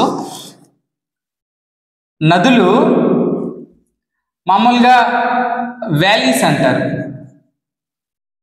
నదులు క్రమక్షయం అంటే ఎరోజన్, క్రమక్షయ చర్య వల్ల నదులు కోసుకొని వెళ్ళి ప్రవాహ మార్గంలో ఉన్న వాటిని కోసుకొని వెళ్ళి వ్యాలీస్ని ఏర్పాటు చేస్తాయి. ఈ వ్యాలీస్ ఏమో రకాలు ఉంటాయి అనమాట. వి షేప్డ్ వ్యాలీస్ అని ఉంటాయి, అంటే హిమాలయ పర్వతాల్లో ఉంటాయి. అలాగే గోర్జ్ అంటారు. గోర్జ్ అంటే ఏంటి తెలుసా? నెట్ట నిలువుగా నది ఇట్లా కోస్తుంది, అంటే వాలులు గోడల మాదిరి ఉంటాయి అనమాట. స్టీప్ స్లోప్ ఉంటుంది, వాలులు గోడల్లాగా ఇలా కోస్తుంది అనమాట, దాన్ని గోర్జ్ అంటారు. క్యానియన్ అంటారు, అగాధ దరి అని. ఇప్పుడు గోర్జ్కి బైసన్ గోర్జ్ ఒక ఉదాహరణ చేసేది. క్యానియన్స్ అంటే ఏంటంటే ఈ కింద భాగం నది మట్టం దగ్గర కొంచెం ఉంటుంది, నేరోగా ఉంటుంది, పైకి వచ్చేసరికి మెట్ల ఇట్లా కోసుకొని వెళ్ళిపోతుంది అనమాట. That is canyon. ఇప్పుడు మనకి గండికోట కూడా అలాంటి క్యానియన్ కదా, గ్రాండ్ క్యానియన్ ఆఫ్ ఇండియా అంటారు గండికోటకి. ఇంకా మనకి కొలరాడో నది ఏర్పాటు చేస్తుంది అమెరికాలో, కొలరాడో అది ఫేమస్ కదా, టూరిస్ట్ స్పాట్ కూడా. సో అవి నదులు ఏర్పాటు చేసేటటువంటి అంశాలు. ఇంకా నదులు ఏర్పాటు చేసేవి ఇంకున్నాయి, పాట్ హోల్స్ అని, ప్లంజ్ పూల్స్ అని. ప్లంజ్ పూల్స్ అంటే మామూలుగా జలపాతాలు, అంటే నది జలపాతంగా మారి వచ్చి పడినప్పుడు కింద హోల్స్ చేస్తుంది అనమాట, అవి పాట్ హోల్స్. అలాంటి పెద్ద హోల్స్ అయ్యి గుంతలు పెడితే దాన్ని ప్లంజ్ పూల్స్ అని అంటారు. అవి కూడా ఒకసారి గుర్తుపెట్టుకోండి, ఎందుకైనా మంచిది. నెక్స్ట్ ఇంకా నదులు ఏర్పాటు చేసేవి ఇంకా మీనాండర్స్, అంటే నది ఎక్కడెక్కడ ఈజీగా ఉంటుందో ఇట్లా పాములా కొట్టుకెళ్ళిపోతుంది అనమాట, దాన్ని మీనాండర్స్ అంటారు. నది ఇట్లా కొట్టుకొని వెళ్ళిపోతుంది, దాన్ని మీనాండర్స్ అంటారా. మీనాండర్స్. రివర్ టెర్రేసెస్ అది కూడా నది క్రమక్షయం వల్ల ఏర్పాటైనటువంటి మైదానాలు. ఇక డిపోజిషన్ వల్ల ఇంతకుముందు చెప్పుకున్నాము కదా, డెల్టాస్ అంటే వండెల మైదానాలు కానీ, లేకపోతే ఫ్లడ్ ప్లెయిన్స్ కానీ, వరద మైదానాలు కానీ, ఇవన్నీ కూడా మనకి నది ఏర్పాటు చేసినవి. ఇక గ్రౌండ్ వాటర్, భూగర్భ జలం ఏర్పాటు చేసిన నిర్మాణాలు కూడా ఇంపార్టెంట్. భూగర్భ జల నిర్మాణాలు అంటే భూగర్భ జల నిర్మాణాలు ఒకే ఒకటి ఇంపార్టెంట్, అది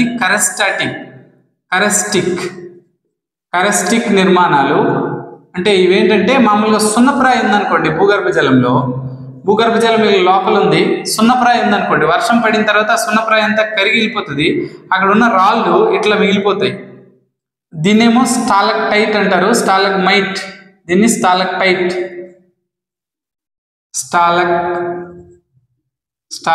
అంటారు. నెక్స్ట్ దీన్నేమో స్టాలగ్మైట్, ఇది కేవ్ అనమాట. ఓకేనా? ఇలాంటి నిర్మాణాలు భూగర్భ జలం వల్ల అంటే సున్నప్రాయం దగ్గర ఏర్పాటవుతాయి అనమాట. కరస్టాటిక్ అనేది ఒక ప్రాంతం పేరు. బొర్రా కేవ్స్ దీనికి ఉదాహరణ. అరకులోని బొర్రా గుహలు స్టాలగ్మైట్స్ ఎక్కువగా ఉన్నాయన్నమాట. ఓకేనా? నెక్స్ట్ ఇంకా తీసుకుంటే హిమానీ నదాల్లో కూడా ఇంపార్టెంట్వే నేను చెప్తాను. హిమానీ నదాలు ఏర్పాటు చేసే గ్లేసియర్స్, హిమానీ నదాలు ఏర్పాటు చేసేటటువంటి నిర్మాణాలు. ఒకటి మెరైన్స్ అంటారు, గుర్తుపెట్టుకోండి. మెరైన్స్ నిక్షేపాలు అంటారు డిపోజిషన్ వల్ల. నెక్స్ట్ అది కాకుండా మనకి ఫియర్డ్స్ చాలా ఇంపార్టెంట్. ఇది ఫియర్డ్స్ అంటే మామూలుగా ఈ ఆర్కిటిక్ ప్రాంతంలో హిమానీ నదాలు కట్ చేసి సముద్రపు నీరు అందులోకి వచ్చి చేరితే దాన్ని ఫియర్డ్స్ అంటారు. ఓకేనా? ఆర్కిటిక్ ప్రాంతంలో. ఓకే, ధ్రువ ప్రాంతాల్లో ఉండేటటువంటి ఉప్పు నీటి దీన్ని ఫియర్డ్స్ అంటారు. ఓకే, నెక్స్ట్ ఇంకా గాలి క్రమక్షయం వల్ల చాలా ఉంటాయి. గాలి క్రమక్షయం అనేది ఎడారిలో ఎక్కువ, ఎడారి ప్రాంతాల్లో. అయితే గాలి క్రమక్షయంలో నేను చెప్పేది ప్లయాస్ అంటే ఎడారిలో ఉన్నటువంటి నీటి కయ్యలు.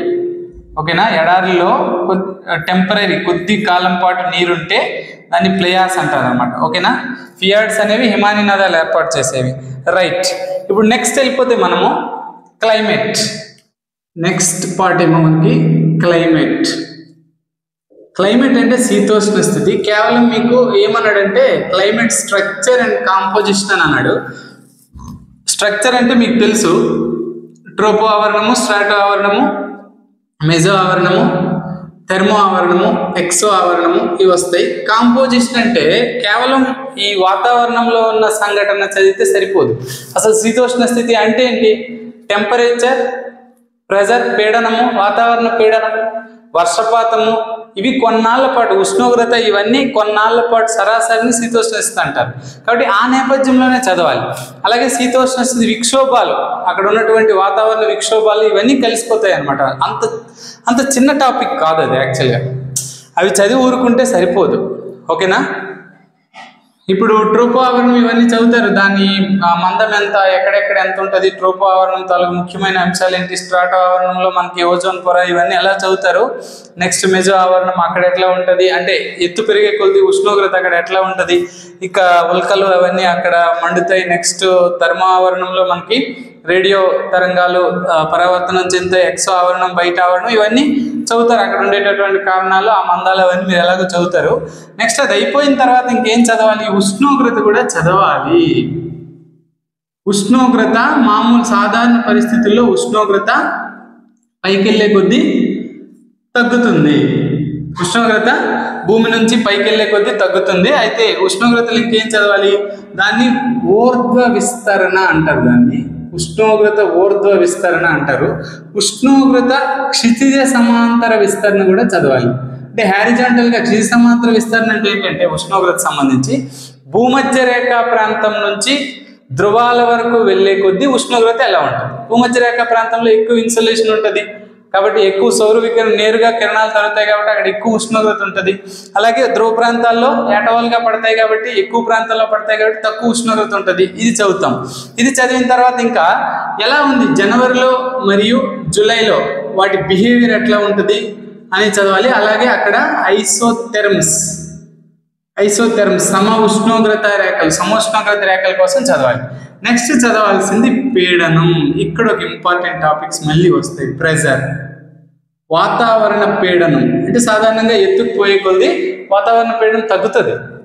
అంటే 10 మీటర్స్కి 1 మిల్లీబార్ ఎంత తగ్గుతుంది వాతావరణ పీడనం. అయితే సముద్ర మట్టం దగ్గర 1013 మిల్లీబార్స్, అది పైకి వెళ్ళే కొద్దీ తగ్గుతుంది వాతావరణ పీడనం. అయితే వాతావరణ పీడన విస్తరణ కూడా చదవాలన్నమాట మనం. అంటే ఎట్లా వాతావరణ పీడన విస్తరణ ఊర్ధ్వముఖంగా, వెర్టికల్గా అంటే భూమి నుంచి పైకి వెళ్ళే కొద్దీ ఎట్లా ఉంటుంది అనేది చదువుతాం.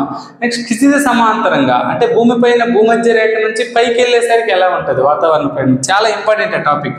ఫర్ ఎగ్జాంపుల్ ఇలా ఎత్తుంది, ఇది భూమధ్య రేఖ ఈక్వేటర్, ఇది కర్కట రేఖ, ఇది మకర రేఖ. వాతావరణ పీడనం అనేది ఇక్కడ నుంచి పైకి వెళ్ళే కొద్దీ కొంచెం ఒకేలాగా ఉండదు అనమాట. యాక్చువల్గా ఇక్కడ ఉన్న ఉష్ణోగ్రతను బట్టి ఇక్కడ భూమధ్య రేఖ ప్రాంతంలో అల్పపీడనం అంటే భూమధ్య రేఖ అల్పపీడన ప్రాంతం లో ప్రెజర్ బెల్ట్ అంటారు. పీడన మేకల ప్రెజర్ బెల్ట్స్ అంటారు వీటిని. ప్రెజర్ బెల్ట్స్ పీడన మేకలలో ఈ భూమధ్య రేఖ వద్ద నేరుగా సూర్యకిరణాలు తగులుతాయి కాబట్టి ఆ ఉష్ణోగ్రతకి వాయువులు అనేవి పైకి వ్యాపనం చెందిపోయి అల్పపీడనం లో ప్రెజర్ ఉంటుంది. ఇక్కడ లో ప్రెజర్ బెల్ట్. నెక్స్ట్ ఇక్కడ కొంచెం కర్కట రేఖకి పైన ఒక 25 దగ్గర 25 నుంచి 35 వరకు ఒక బెల్ట్ ఉంటుంది. దాన్ని ఏమంటారంటే ఉప ఆయన రేఖ హై ప్రెజర్ అంటారు. High pressure belt. ఉప ఆయన రేఖ అంటే sub tropical high pressure belt. అంటే సబ్ ట్రాపికల్ అంటే ట్రాపికల్కి కొంచెం పైన ఉంది అని. 25 స్టార్ట్ అవుతుంది, 35 వరకు ఉంటుంది. అది హై ప్రెజర్. అలాగే ఇక్కడ ఒక బెల్ట్ ఉంటుంది మళ్ళీ, ఇది సబ్ పోలార్ లో ప్రెజర్ అంటే ఉపధ్రువ అల్పపీడన ప్రాంతం. సబ్ పోలార్ లో ప్రెజర్. మళ్ళీ ధ్రువ ప్రాంతాల్లో అంత ఎండ తగలదు కాబట్టి, సూర్యకిరణాలు పడవు కాబట్టి అక్కడ వాయుపీడనం ఎక్కువే ఉంటుంది అనమాట. ఇది హై ప్రెజర్, ధ్రువ అధిక పీడనం అంటారు. ఇట్లా 4 ఉంటాయి అనమాట. ఓకేనా, కిందకు కూడా ఉంటాయి, అదేం పెద్ద ఇష్యూ కాదు. ఓకేనా, కిందకు కూడా ఉంటాయి అనమాట. అయితే ఈ దృగ్విషయాల వల్ల మరి పీడనాల్లో తేడా ఉంటే ఏమవుతుంది? పీడనాల్లో తేడా ఉంటే ఆటోమేటిక్గా కొంచెం కిందకి గీస్తా. పీడనాల్లో తేడా ఉంటే అక్కడ ఎక్కువ పీడనం నుంచి తక్కువ పీడనానికి గాలి ట్రావెల్ చేస్తుంది. అవే పవనాలు, విండ్స్ కూడా చదవాల్సి వస్తుంది. ఓకేనా, విండ్స్ మరి ఎట్లా 3 రకాలు ఉన్నాయన్నమాట. వ్యాపార పవనాలు, నెక్స్ట్ వెస్టర్లీస్ అంటారు, పశ్చిమ పవనాలు. ఈ రెండింటి గురించే పశ్చిమ పవనాలు. నెక్స్ట్ ఏమో ఇంకా ఉన్నాయి ఋతుపవనాలు, కాలాలు పట్టేసేవి, స్థానిక పవనాలు, నెక్స్ట్ స్థల జల పవనాలు. ఇవన్నీ కాదు, మనం ఇప్పుడు వ్యాపార పవనాలు చూస్తాం. వ్యాపార పవనాలు అంటే ఏంటంటే ఇది లో ప్రెజర్ కదా, హై ప్రెజర్ నుంచి లో ప్రెజర్కి వస్తుంది కాబట్టి ఇది హై ప్రెజర్ కదా. హై ప్రెజర్ నుంచి ఇక్కడికి వస్తాయి అన్నమాట. అంటే ఎట్లా వస్తాయి? అవి కొంచెం కుడివైపుకి తిరిగి వస్తాయి. అంటే ఫెరల్ సూత్రం అనేది అక్కడే నేర్చుకోవాలి. ఫెరల్ సూత్రం ప్రకారం ఏంటి? ఉత్తరార్ధగోళంలో నార్థన్ హెమిస్ఫియర్లో ఏదైనా గమనంలో ఉన్న వస్తువు కుడివైపుకు వంగుతుంది. ఓకేనా, అది గాలైనా నీరైనా కుడివైపుకు వంగుతుంది. మరి ఇది అటు నుంచి వచ్చినప్పుడు ఇది కుడివైపు కదా, ఇటు నుంచి వెళ్తే ఇది కుడి, అటు నుంచి వచ్చినప్పుడు ఇటువైపు కాబట్టి అంటే ఇలా వస్తే తిన్నగా వచ్చినట్టు, ఇటు తిరిగితే కుడివైపు వచ్చినట్టు. ఓకే, అంటే రివర్స్లో ఆలోచించాలి, చూసుకోండి. కుడివైపుకు వంగుతుంది అనమాట. ఓకేనా, అలాగే ఇక్కడి నుంచి కూడా ఇది హై ప్రెజర్ బెల్ట్ కదా, సేమ్ హై ప్రెజర్ బెల్ట్ ఉంటుంది. ఇక్కడి నుంచి వెళ్ళేవి కూడా నార్థన్ హెమిస్ఫియర్లో కుడివైపు వంగుతాయి, ఇక సదరన్ హెమిస్ఫియర్లో ఎడం వైపు వంగుతాయి. అంటే ఇక్కడ ఉండేవి ఇది కుడి కాబట్టి ఎడం వైపు ఇట్లా వంగుతాయి. అంటే ఈ రెండు ఇట్లా వంగి ఇక్కడికి వస్తాయి అనమాట. ఈ వీటిని వ్యాపార పవనాలు అంటారు. దీని మీద ఒక బిట్ ఉంది ఏంటంటే, వ్యాపార పవనాలు చూడండి తూర్పు వైపు నుంచి ఇట్లా వస్తున్నాయి. అవి ఏంటంటే చూడండి 20 అంటే ఇవి 25 దగ్గర బయలుదేరి 0 వైపు వెళ్తున్నాయి, అంతే కదా. 25 దగ్గర బయలుదేరి 0 వైపు వెళ్తున్నాయి కాబట్టి తర్వాత తూర్పు నుంచి వస్తున్నాయి కాబట్టి ఖండ తూర్పు తీరాల్లో అవి సముద్రం మీద నుంచి ట్రావెల్ చేసి నీటి ఆవిరిని తీసుకెళ్లి ఖండ తూర్పు తీరాల్లో వర్షం ఇస్తాయి. పశ్చిమ తీరాలకు వెళ్ళేసరికి పొడిబారిపోయి వర్షాన్ని ఇవ్వవు. ఆ ప్రాంతాలు వర్షఛాయ ప్రాంతాలుగా ఉండిపోతాయి. అందుకే ఎడారులు ఏర్పడవుతాయి. సహారా ఎడారి, అటకామా ఎడారి, కలహారా ఎడారి, ఇలాంటి ఉప ఆయన రేఖ ఎడారులన్నీ కూడా ఈ ఫినామినా వ్యాపార పవనాలు కొట్టిన దెబ్బకి ఏర్పడతాయి. ఓకేనా, వెరీ ఇంపార్టెంట్, అది చూసుకోవాలన్నమాట. నెక్స్ట్ పశ్చిమ పవనాలు అంటే ఏంటి? పశ్చిమ పవనాలు సేమ్ అంతే. ఇప్పుడు ఇక్కడ హై ప్రెజర్ కదా, ఇది హై ప్రెజర్ నుంచి ఈ లో ప్రెజర్కి వెళ్తాయి కదా, కుడివైపు వంగుతాయి, ఇట్లా వెళ్తాయి. ఇక్కడ కూడా ఇటువైపు వస్తాయి. ఈ అల్పపీడన ప్రాంతానికి, ఇది అధిక పీడన ప్రాంతం, అల్పపీడన ప్రాంతానికి వస్తాయి. ఎట్లా? ఎడమవైపు పొంగుతాయి. ఇలా రావాలి, ఎడమవైపు పొంగుతాయి అంటే ఇట్లా వస్తాయి. అంటే ఈ రెండింటిని కూడా పశ్చిమ పవనాలు అంటే వెస్టర్లీస్, వెస్ట్ నుంచి వస్తాయి కాబట్టి వాటిని వెస్టర్లీస్ అని అంటారు. సో వెస్టర్లీస్ ఒకసారి గమనించండి, 35 దగ్గర బయలుదేరి 45 to 65కి వెళ్తాయి. అంటే ఏంటి?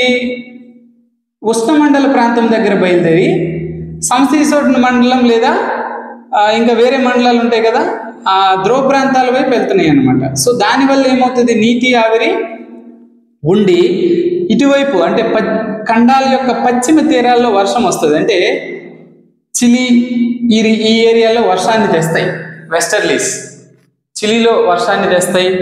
నెక్స్ట్ ఇంకా మధ్యధరా సముద్రానికి ఉత్తర తీర ప్రాంతంలో వర్షాన్ని తెస్తాయి. టిబెట్ అలాంటి దగ్గర వర్షాన్ని ఆపుతాయి. ఓకేనా, మధ్యధరా తీరం యొక్క ఉత్తర ప్రాంతంలో కూడా ఇవి వర్షాన్ని ఇస్తాయి. అంతేకాకుండా ఇవి సౌత్లో 2 దగ్గరలో వస్తాయి. నేను ఇక్కడ ఇచ్చాను, ఇక్కడ కూడా వస్తాయి అవి. అయితే ఈ వెస్టర్లీస్ ఏమో వెస్ట్ నుంచి వచ్చినటువంటి వెస్టర్లీస్ ఈ నార్థన్ హెమిస్ఫియర్ ఎక్కువ, అంటే భూభాగం అక్కడ ఎక్కువ, కానీ సౌత్లో అంత భూభాగం లేదు కాబట్టి ఫ్రీగా ఫాస్ట్గా వీస్తాయి వెస్టర్లీస్. అందుకే వీటిని ఈ సౌత్ 40 సౌత్లో అయితే వీటిని రోరింగ్ 40s అంటారు, గర్జించే 40లు అంటారు. అంటే స్పీడ్గా విపరీతమైన సౌండ్ చేసుకుంటూ వేస్తాయి అనమాట వెస్టర్లీస్. ఓకే, అది ఒకటి గుర్తుపెట్టుకుంటారు. నెక్స్ట్ అది అయిపోయిన తర్వాత ఇక స్థల జల పవనాలు అంటే తెలుసు కదా, సముద్రము భూమి ఉష్ణోగ్రతను స్వీకరించడంలో వ్యత్యాసం ఉంది. భూమి తొందరగా వేడికి తొందరగా చల్లారిపోతుంది. ఆ డిఫరెన్స్కి వీసినటువంటి పవనాలు మనకి స్థల జల పవనాలు అనమాట. ఇంకొన్ని స్థానిక పవనాలు అంటారు, అవి కూడా మిస్ట్రల్, బోరా ఇలాంటివి. లూ అని ఇక్కడ ఇండియాలో, నార్త్ ఇండియాలో లూ అనే వెచ్చని పవనాలు కూడా గుర్తుపెట్టుకోవాలన్నమాట. అవి గుర్తుపెట్టుకున్న తర్వాత స్థల జల పవనాలు ఇవి చూస్తారు. ఇక ప్రధానమైనది ఇక్కడ ఒక పాయింట్ మిస్ అయ్యాను ఉష్ణోగ్రతకు సంబంధించి, ఇన్వర్షన్ ఆఫ్ టెంపరేచర్. ఉష్ణోగ్రత విలోమం అనేది గుర్తుపెట్టుకోవాలి. సాధారణంగా ఉష్ణోగ్రత ఏంటి, పైకి వెళ్ళే కొద్దీ ఉష్ణోగ్రత తగ్గుతుంది. కానీ కొన్ని ప్రాంతాల్లో వింటర్ సీజన్స్లో స్పెషల్లీ స్కై అంటే ఏమంటారు దాన్ని, నిర్మలమైన ఆకాశాలు, క్లియర్ స్కైస్ ఉన్నప్పుడు, మబ్బులు లేనప్పుడు ఉష్ణోగ్రత కింద నుంచి పెరుగుతుంది. అంటే కింద భూమికి సమీప ప్రాంతంలో తక్కువ ఉష్ణోగ్రత ఉంటుంది, కొంచెం పైకి వచ్చేసరికి ఎక్కువ ఉష్ణోగ్రత ఉంటుంది. దీన్ని ఉష్ణోగ్రత విలోమం అని అంటారు. ఇది ఎక్కువగా ధ్రువ ప్రాంతాల్లో ఎక్కువగా కనిపిస్తుంది, వింటర్ సీజన్లో కనిపిస్తుంది, పర్వత వాలు ప్రాంతాల్లో కనిపిస్తుంది అన్నమాట. పర్వత వాలుల్లో గుర్తుపెట్టుకోవాలి. నెక్స్ట్ ఇంకా వెస్టర్లీస్ అయిపోయి మనకి ఇవి చూసాము. నెక్స్ట్ ఇంకా మనం చూడాల్సింది ఎస్ రైట్. ఇక నెక్స్ట్ టాపిక్లో మనం క్లైమేట్లో ఏం చూస్తారు మీరు, అది అయిపోయినాక ఇవి ఇంపార్టెంట్ టాపిక్స్ అనమాట కవర్ చేయాల్సినవి. అది అయిపోయినాక క్లైమేట్ మనం ఇంకా మేఘాల్లో రకాలు చూస్తారనమాట. క్యుములో నింబస్ మేఘాలు అంటే ఏంటి, ఇలాంటివన్నీ చూస్తారు. అవి చూసిన తర్వాత నెక్స్ట్ ఇక cyclones, another important topic. Cyclones అంటే తుఫాన్లు, చక్రవాతాలు అనండి. తుఫాన్లు అంటే మనం అంటాం కాబట్టి. So cyclones 2 types. సమశీతోష్ణ మండలంలో వచ్చే సైక్లోన్స్, ఉష్ణమండల ప్రాంతాలు అంటే ట్రాపికల్ సైక్లోన్స్ అంటాం. రెండింటికి డిఫరెన్స్ చూడండి. ట్రాపికల్ సైక్లోన్స్ ఏమో తూర్పు నుంచి పడమరకు వస్తాయి, సమశీతోష్ణ సైక్లోన్స్ అనేవి వెస్ట్ నుంచి ఈస్ట్కి వెళ్తాయి అనమాట. ఓకేనా. నెక్స్ట్ ఇంకోటి ఏంటంటే ఈ ఉష్ణమండల తుఫాన్లు ఒక్కొక్క దగ్గర ఒక్కొక్క పేరుతో పిలుస్తారంట. అమెరికా కరేబియన్ ప్రాంతంలో హరికేన్స్ అంటారు, పసిఫిక్ ఫిలిప్పీన్స్ ఆ ఏరియా, జపాన్ ఆ ఏరియా మనకి టైఫూన్స్ అంటారు. ఇంకా ఆస్ట్రేలియా ప్రాంతంలో విల్లీస్ అంటారు. మన దగ్గర సైక్లోన్స్ అంటాం అనమాట. ఓకేనా. హిందూ మహాసముద్రంలో సైక్లోన్స్ అని అంటాం. ఓకే. సైక్లోన్స్ తేడాలు చూసుకోవాలి. ఈ ట్రాపికల్ సైక్లోన్స్ అనేవి చాలా ఎక్కువ నష్టాన్ని చేకూరుస్తాయి అనమాట. ఇంకా సర్జులు వస్తాయి, అంటే వేవ్ సర్జ్ వస్తుంది, అంటే సముద్ర వేటకి వెళ్ళొద్దు అంటారు. అంటే సముద్రం కూడా ఎక్కువగా పైకి అలలు వస్తాయి అనమాట, ప్రమాదకరమైనటువంటి అలలు వస్తాయి. 27 డిగ్రీ సెంటీగ్రేడ్ ఉపరితల ఉష్ణోగ్రత, సముద్ర ఉపరితల ఉష్ణోగ్రత ఉన్నప్పుడు ఈ సైక్లోన్స్ ఏర్పాటు అవుతాయి. తేడాలు చూస్తారు. ఓకేనా. అవి అయిపోయిన తర్వాత నెక్స్ట్ సైక్లోన్స్, ట్రాపికల్ సైక్లోన్స్ అయిన తర్వాత next topic ocean water. Ocean వాటర్లో అంటే ఓషియన్ వాటర్స్ అన్నాడు. సో ఓషియన్ వాటర్లో ఫస్ట్ ఓషియన్ వాటర్ గురించి తెలుసుకునే ముందు ఓషియన్ ఫ్లోర్, సముద్ర తలం యొక్క డివిజన్, ఆ సముద్ర తలం యొక్క విభజన తెలుసుకోవాలి. సముద్ర తలాన్ని ఎలాగా కాంటినెంటల్ షెల్ఫ్ అంటారు, ఖండ తీరపు అంచు అని అంటారు మొదటి దాన్ని. నెక్స్ట్ కాంటినెంటల్ స్లోప్ అని అంటారు, ఖండ తీరపు వాలు. తర్వాత డీప్ సీ ప్లెయిన్స్ అంటారు, డీప్ సీ ప్లెయిన్స్, అగాధ సముద్ర మైదానాలు. తర్వాత ట్రెంచెస్ అనమాట, అంటే ఏమంటారు ట్రెంచెస్, వాటిని ఏమంటారు అంటే డెప్త్స్, ఓషన్ డెప్త్స్ అంటారు. ఓకేనా. అఖాతాలు అంటారు, లోతులు అని అర్థం వస్తుంది. ఇది ఫస్ట్ చూసుకోవాలి. షెల్ఫ్, కాంటినెంటల్ షెల్ఫ్ అనేది జస్ట్ 1 డిగ్రీ స్లోప్ ఉంటుంది, అసలు ఏముండదు కాంటినెంటల్ షెల్ఫ్ అనేది. ఇప్పుడు మన ఇది ఒక్కొక్క దగ్గర ఒక్కొక్కలాగా ఉంటుంది అనమాట. సైబీరియా తీరంలో ఎక్కువ ఉంటుంది, మన బంగాళాఖాత తూర్పు తీరంలో అయితే 500 కిలోమీటర్ ఉంటుంది అనమాట కాంటినెంటల్ షెల్ఫ్. అక్కడే మనకి పెట్రోల్ ఇలాంటి నిక్షేపాలన్నీ దొరుకుతాయి అనమాట. నెక్స్ట్ స్లోప్ అయితే మనకి ఇంచుమించుగా ఒక 3000 కిలోమీటర్ల వరకు ఉంటుంది. ఈ స్లోప్లో ఏంటంటే ఈ మెరైన్ క్యానియన్స్ ఇలాంటివన్నీ, అంటే అగాధారులు సముద్రంలో ఉండేటివన్నీ అక్కడ ఉంటాయి అనమాట. నెక్స్ట్ ఇంకా డీప్ సీ ప్లెయిన్స్ అంటే ప్రపంచంలో అత్యంత ప్లెయినెస్ట్ ఏరియాస్ అనమాట. డీప్ సీ ప్లెయిన్స్, సముద్ర అగాధ మైదానాలు. అక్కడ ఏంటంటే మనకి సిల్ట్ ఇవన్నీ ఉంటాయి, అంటే క్లేను శాండ్ కలిసినటువంటి మెత్తని పదార్థాలు అక్కడ ఉంటాయి అనమాట. నెక్స్ట్ చూసుకుంటే ట్రెంచెస్, మెరియానా ట్రెంచ్ ఇవన్నీ ఉన్నాయి కదా, అగాధ సముద్రాలు చాలా లోతుగా ఉంటాయి. 11,000 మీటర్లు ఉంది మెరియానా ట్రెంచ్ ఫిలిప్పీన్స్లో. పసిఫిక్ మహాసముద్రంలో ఎక్కువ ట్రెంచెస్ ఉంటాయి. ఓకేనా. నెక్స్ట్ అవి చూసిన తర్వాత ఓషియన్ ఫ్లోర్ చూసిన తర్వాత ఏం చూడాలి మీరు, నెక్స్ట్ మైనర్ ఓషనిక్ రిలీఫ్స్ కొంచెం ఉంటాయి చూడాలి. అవి బిట్లు అడుగుతాడు అనమాట. అంటే గ్రూప్స్లోనే ఇదే, అంటే ఇప్పుడు ఓషియన్ వాటర్ అన్నాడంటే ఆ వేవ్స్, టైడ్స్, కరెంట్స్, ఆ 3 చూసుకుని వెళ్ళిపోతే అయిపోదు. కొంచెం ఇంక ఎక్స్ట్రా చూడాల్సిన పని. అది కూడా షార్ట్గా ఏది ఇంపార్టెంటో అదే చూడాలి. నేను ఏది ఇంపార్టెంటో అదే చెప్తున్నాను. కొంచెం మీరు కంటిన్యూ అవ్వండి, కొంచెం ఓపిక పట్టి కంటిన్యూ అవ్వండి, బిట్స్ కూడా వచ్చే ఛాన్స్ ఉంది. నెక్స్ట్ ఇంకా ఇందులో మనం చూడాల్సిన ముఖ్యమైనది mid oceanic ridge. Mid oceanic ridges అంటే ఏంటంటే సముద్రం లోపలే పర్వతాలు ఉంటాయి. ఇలా 2 వరుసల్లో చిన్న డిప్రెషన్తో ఇలా 2 వరుసల్లో పర్వతాలు ఉంటాయి. ఇప్పుడు చూడండి, అట్లాంటిక్ మహాసముద్రం మధ్యలో మీరు మ్యాప్ని జాగ్రత్తగా గమనిస్తే అట్లాంటిక్ మహాసముద్రం మధ్యలో సేమ్ అదే ఎస్ షేప్లో ఒక రిడ్జ్ ఉంటుంది. ఆ రిడ్జే పైకొచ్చి ఐస్లాండ్ ఏర్పాటైంది. ఆ భూమి లోపల ఉన్నటువంటి ఆ కొండలే పైకొచ్చి ఐస్లాండ్ అనే దేశం వచ్చిందనమాట. ఆ mid Atlantic oceans. Next seamounts. Seamounts అంటే సముద్రాల్లో కూడా పర్వతాలు ఉంటాయి. అవి సముద్రం ఉపరితలం ఎట్లా ఉందంటే లోనే ఉంటాయి. వాటిని సీ మౌంట్స్ అంటారు. గైడ్స్ అంటారు. ఇంకోటి గైడ్స్ అంటే ఏంటంటే గైడ్స్, GUYTS గైడ్స్. గైడ్స్ అంటే ఏంటంటే సేమ్ ఈ సీ మౌంటే కొంచెం ఇలా ఫ్లాట్గా ఉందనుకోండి, సముద్రంలో సముద్ర తలం ఇలా ఉంది, ఫ్లాట్గా ఇట్లా ఉందనుకోండి, దానికి గైడ్స్ అంటారు. ఓకే. ఇంకోటి అటోల్. ఇది చాలా చాలా ఇంపార్టెంట్. అటోల్ అంటే ఏంటి తెలుసా? సముద్రం లోపలే ఒక కోరల్ రీవ్స్ ఉంటాయి.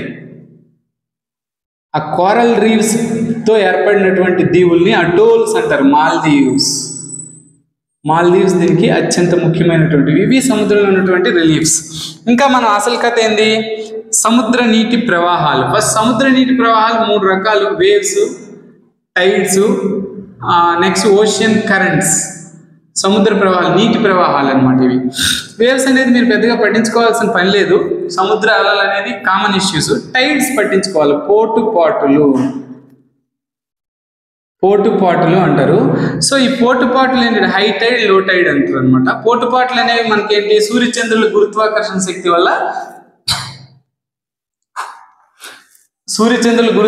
శక్తి వల్ల సముద్ర మట్టం రోజుకు 2 సార్లు పెరుగుతుంది, 2 సార్లు తరుగుతుంది. దాన్నే పోటుపాటులు అని అంటారంట. చాలా ఉపయోగాలు ఉన్నాయి అది. ఆ ప్రక్రియ మనం తెలుసుకోవాలి. దానిలో రకాలు కూడా ఉన్నాయి. పోటుపాటులు, ఒక పోటు, ఒక హై టైడ్, ఒక లో టైడ్, ఒక పాటు మధ్య, ఒక పోటు, ఒక పాటు వస్తుంది, మళ్ళీ పోటు వస్తుంది, మళ్ళీ పాటు వస్తుంది, అట్లా ఆల్టర్నేటివ్గా వస్తాయి. ఆ రెండింటి మధ్య డిఫరెన్స్ 6 hours 13 minutes అనమాట. ఓకేనా? ఒక పోటు, ఒక పాటు మధ్య. అంటే సముద్రం ఒకసారి ముందుకు రావడానికి, ఆ తర్వాత వెంటనే వెనక్కి వెళ్ళడానికి మధ్య డిఫరెన్స్. సముద్ర తలం అంటే జస్ట్ అలలీళ్ళు వచ్చేది కాదు నేను అనేది. సముద్ర మట్టమే చాలా ముందుకు వస్తుంది, చాలా వెనక్కి వెళ్తుంది. మనం అబ్జర్వ్ చేయి, ఉదయం వెళ్ళి సాయంత్రం వెళ్తే తెలుస్తుంది. అలాంటప్పుడు 6 hours 13 minutes అనమాట ఆ రెండింటి మధ్య దూరం, టైం డిఫరెన్స్. పోటుపాట్లు చూస్తారు. ఇక పోటుపాట్లలో రకాలు ఉన్నాయి. స్ప్రింగ్ టైడ్స్ అంటారు. స్ప్రింగ్ టైడ్స్, వీటిలో టైప్స్ కూడా చూసుకోవాలి. ఒకటోది స్ప్రింగ్ టైడ్స్, రెండోది నీప్ టైడ్స్. స్ప్రింగ్ టైడ్స్ అంటే పర్వవేళ తరంగాలు, లఘువేళ తరంగాలు. పర్వవేళ తరంగాలు అనేవి ఏంటంటే అమావాస్య రోజు, పౌర్ణమి రోజు వస్తాయన్నమాట. ఒకే దగ్గరకు వచ్చినప్పుడు లాగుతాయి. ఇక ఈ నీప్ టైడ్స్ అనేవి మామూలు రోజుల్లో, వేరే రోజుల్లో వస్తుంటాయి అన్నమాట. ఓకేనా? నెక్స్ట్ ఇవి కాకుండా ఎప్టైడ్స్ అని ఒకటి ఉంటాయి. అవి గుర్తుపెట్టుకోవాలి బాగా మీరు. ఈ ఎబ్ అంటారు ఒకదాన్ని. ఎబ్ అంటే ఏంటంటే సముద్రం నీరు ఒక్కొక్కసారి బాగా వెనక్కి వెళ్ళిపోతుంది. ఆ ఎబ్ అనేది వచ్చినప్పుడు మనకి ఆ నౌకలు ఇరుక్కుంటాయి అక్కడ. ఓకేనా? నౌకలు సముద్ర తలంలో ఇరుక్కుంటాయి అన్నమాట. సో నెక్స్ట్ ఫ్లడ్ టైడ్ అని అంటారు. ఫ్లడ్ టైడ్ అంటే పోటుపాట్లు వచ్చినప్పుడే సముద్రం నీరు, ఫ్లడ్ టైడ్ వచ్చినప్పుడు నౌకలు విడిచిపెడతారనమాట. నౌకలు ఫ్లో అవడానికి బాగుంటుంది, వెళ్ళటానికి. ఎప్టైడ్ వచ్చినప్పుడు నౌకలు స్ట్రక్ అయిపోతాయి అనమాట. మన బంగ్లాదేశ్ నౌక ఏదో ఇక్కడ వైజాగ్లో ఉండిపోయింది ఎప్టైడ్ వల్ల. ఓకేనా? నెక్స్ట్ ఇంకా చూసుకుంటే వాటర్ లెవెల్ పడిపోవడం ఎప్టైడ్ అంటే, మరేం లేదు. నెక్స్ట్ ఇక వీటి వల్ల ఉపయోగాలు ఏంటి? టైడ్స్ వల్ల చాలా ఉపయోగాలు ఉన్నాయి. టైడ్స్ని ఫాలో అవుతారు చాలా రోజుల నుంచి మత్స్యకారులు. నెక్స్ట్ ఇంకా ఈ గార్బేజ్, సేవేజ్ ఏదైనా ఉందంటే లాగి పడేస్తుంది. సముద్ర నదీ తీరాల్లో అలాంటిది ఏదైనా ఉంటే టైడల్ ఎనర్జీ, రెన్యూబుల్ ఎనర్జీ రిసోర్స్గా పనిచేస్తుంది. ఒక్కొక్కసారి టైడ్స్ ఇంకొక దగ్గర పెద్ద పెద్ద అలలకు కారణమవుతాయి. టైడల్ వేవ్స్ అంటారు, వేలా తరంగాలు అంటారు. ఈ వేవ్స్ కావు అవి, మామూలు మనం రోజు చూసే వేవ్స్ కాదు. టైడల్ వేవ్స్, వేలా తరంగాలు అంటారు. ఈ టైడ్స్ వల్లే ఇరుగ్గా ఉందనుకోండి, సముద్ర తీరం ఒక నది వల్ల లేకపోతే ఒక ఇలాంటి కటింగ్ వల్ల ఇరుగ్గా ఉందనుకోండి, ఇరుగ్గా ఉన్నప్పుడు ఈ వేళ తరంగాలు ఇంకా పైకి లెగుస్తాయి, ఈ టైడ్సే చాలా ఎత్తు లెగుస్తాయి. అలాంటి దాన్ని వేళ తరంగం అని అంటారు. అతి ఎత్తుకు లెగిసే వేళ తరంగము ఫండీ అఖాతంలో ఉందన్నమాట. చాలా చాలా జీకే బిట్లలో ఇది చాలా ముఖ్యం. ఫండీ అఖాతం ఫండీ అనే ఏరియాలో ఉంది హడ్సన్ అఖాతం. ఓకే, అవి సముద్ర తీర కరెంట్స్, ఓషియన్ కరెంట్స్ చెప్పుకోవాల్సింది. ఓషియన్ కరెంట్స్ సముద్ర ప్రవాహాలు. సముద్ర గాలిలాగే సముద్ర నీరు కూడా ప్రవహిస్తుంది. కారణాలు ఏంటంటే ఉష్ణోగ్రత భేదం అవనివ్వండి, గ్రావిటేషనల్ ఫోర్స్, కొరియాలిసిస్ ఎఫెక్ట్ కూడా ఉంటుంది. అదే కొరియాలిసిస్ ఎఫెక్ట్ అంటే ఉత్తరార్ధగోళంలో ఏ వస్తువైనా కుడివైపు ఉంటుంది, దక్షిణార్ధగోళంలో ఏ వస్తువైనా ఎడమవైపు ఉంటుంది, అదే కదా. సో ఇది కూడా కుడివైపే, ఇట్లా ఎడమవైపు వంగడం అంటే ఇలా వంగడం, ఓకేనా. ఇది కుడివైపు. ఈ కొరియాలిసిస్ ఫోర్స్ ఎఫెక్ట్ ఉంటుంది ఓషియన్ కరెంట్స్ మీద. ఇంకా ఓషియన్ కరెంట్స్ మీద ఏముంటుంది, గ్రావిటేషనల్ ఫోర్స్, విండ్స్, కొరియాలిసిస్ అన్నీ ఉంటుంది. కొరియాలిసిస్ ఎఫెక్ట్ ఉంటుంది. ఇక టైప్స్ చూస్తే ఇందులో టైప్స్ చూడాలి. కవోష్ణ ప్రవాహాలు, శీతల ప్రవాహాలు. కవోష్ణ ప్రవాహాలు అంటే సాధారణంగా Gulf stream, north Atlantic drift.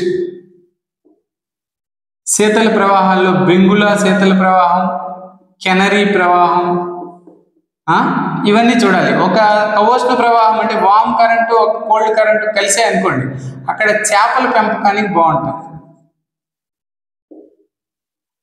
అలాగే చేపల పెంపకానికి బాగుంటుంది, ఎందుకంటే చేపలు తినేటటువంటి ప్లవకాలు, ఈ ఫైటో ప్లాంక్టన్స్ అలాంటివి చిన్న చిన్నవి బాగా పెరుగుతాయి అన్నమాట, ఆ ఉష్ణ రాశి చల్లని రాశి కలిసినప్పుడు. సో అలాంటివన్నీ ఉపయోగాలు కూడా ఉన్నాయన్నమాట ఓషియన్ కరెంట్స్ వల్ల. సో అది ఓషియన్ కరెంట్స్కి సంబంధించిన టాపిక్. ఇక నెక్స్ట్ మనం చూడాల్సింది ఇండియన్ జాగ్రఫీలో మనకి ఇండియన్ జాగ్రఫీలో కొంచెం టైం అయిపోతుంది. ఇండియన్ జాగ్రఫీలో లొకేషన్ లైట్గా చూసేయండి, ఆ మ్యాప్ చూసుకోండి. 3.28 మిలియన్ చదరపు కిలోమీటర్ల విస్తీర్ణం ఉంది ఇండియాలో. 28 రాష్ట్రాలు, 8 కేంద్రపాలిత ప్రాంతాలు ఉన్నాయి. ఏం చేస్తారంటే అన్నీ అవసరం లేదు, 7 ప్లేస్లో ఉంది పెద్ద దేశాల్లో, మిగతా 6 వరుసగా చూడండి. నెక్స్ట్ ఆ మ్యాప్ పట్టుకొని ఏ దేశాలతో సరిహద్దు ఉంది. ఫర్ ఎగ్జాంపుల్ బంగ్లాదేశ్తో అధిక సరిహద్దు ఉంది, ఆఫ్ఘనిస్తాన్తో తక్కువ సరిహద్దు ఉంది. అట్లా ఏ దేశాలతో సరిహద్దులు కలిగి ఉన్నాయి.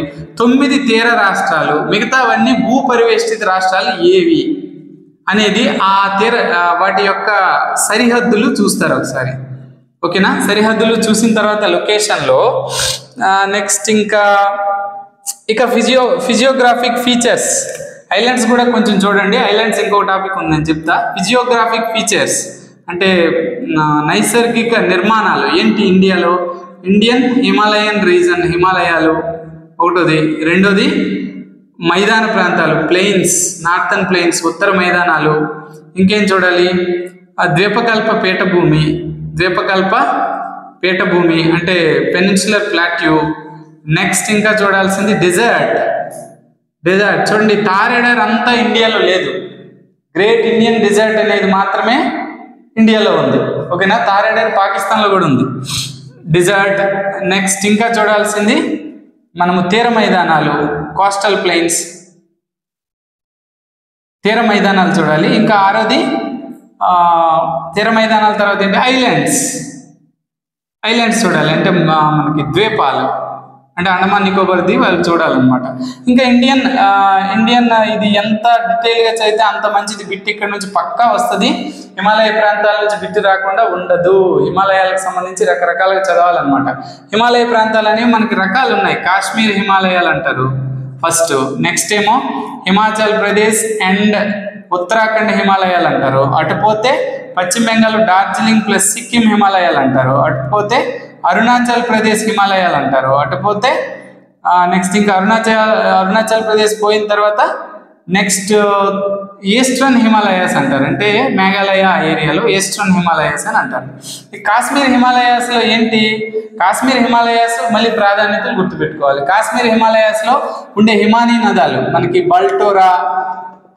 బాల్టోరా, సియాచిన్ అనే హిమానీ నదాలు ఉన్నాయి. కాశ్మీర్ హిమానీ గ్లేసియర్స్ ఉన్నాయి. కాశ్మీర్ హిమాలయాల్లో. ఇంకా కాశ్మీర్ హిమాలయాల్లో పిల్ పంజార్ శ్రేణి అని ఉంది. నెక్స్ట్ ఇంకా జఫ్రాన్ పండించే చోటు ఉందన్నమాట కాశ్మీర్ హిమాలయాల్లో. సబ్ డివిజన్ చూడాలన్నమాట. దాన్ని ఏమంటారంటే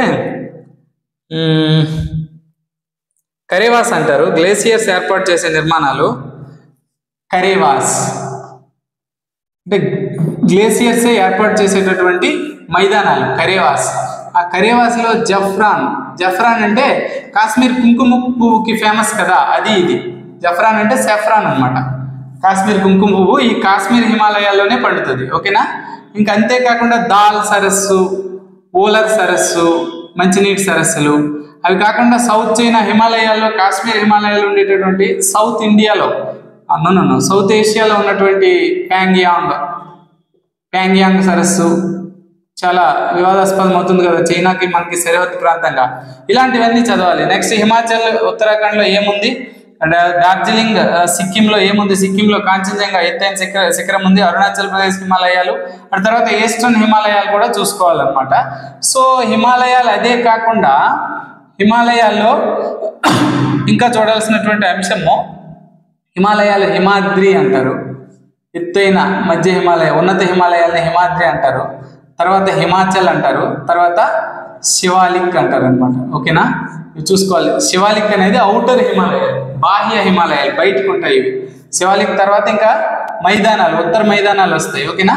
ఆ ఉత్తర మైదానాల్లో కూడా రకాలు ఉన్నాయి. ఏంటవి? ఉత్తర మైదానాలను మనము బాబర్, తెరాయి, బంగర్, ఖాదర్ అంటారు వరుసగా. అంటే శివాలిక్ తర్వాత ఉన్నటువంటి గులకరాల శ్రేణిని మామూలుగా ఉన్నటువంటి దాన్ని బాబర్ అంటారు.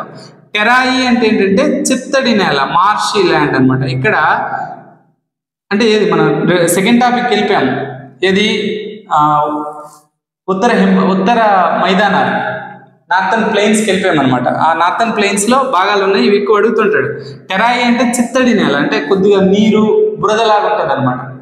మార్షీ ల్యాండ్ ఉంటుంది. అవి ఎక్కువ మనకి వైల్డ్ లైఫ్ ఎక్కువ పెరగడానికి కారణం, వైల్డ్ లైఫ్ ఎక్కువ అంటే డైవర్సిటీ ఎక్కువ ఉన్నటువంటి టెరాయి ఏరియా.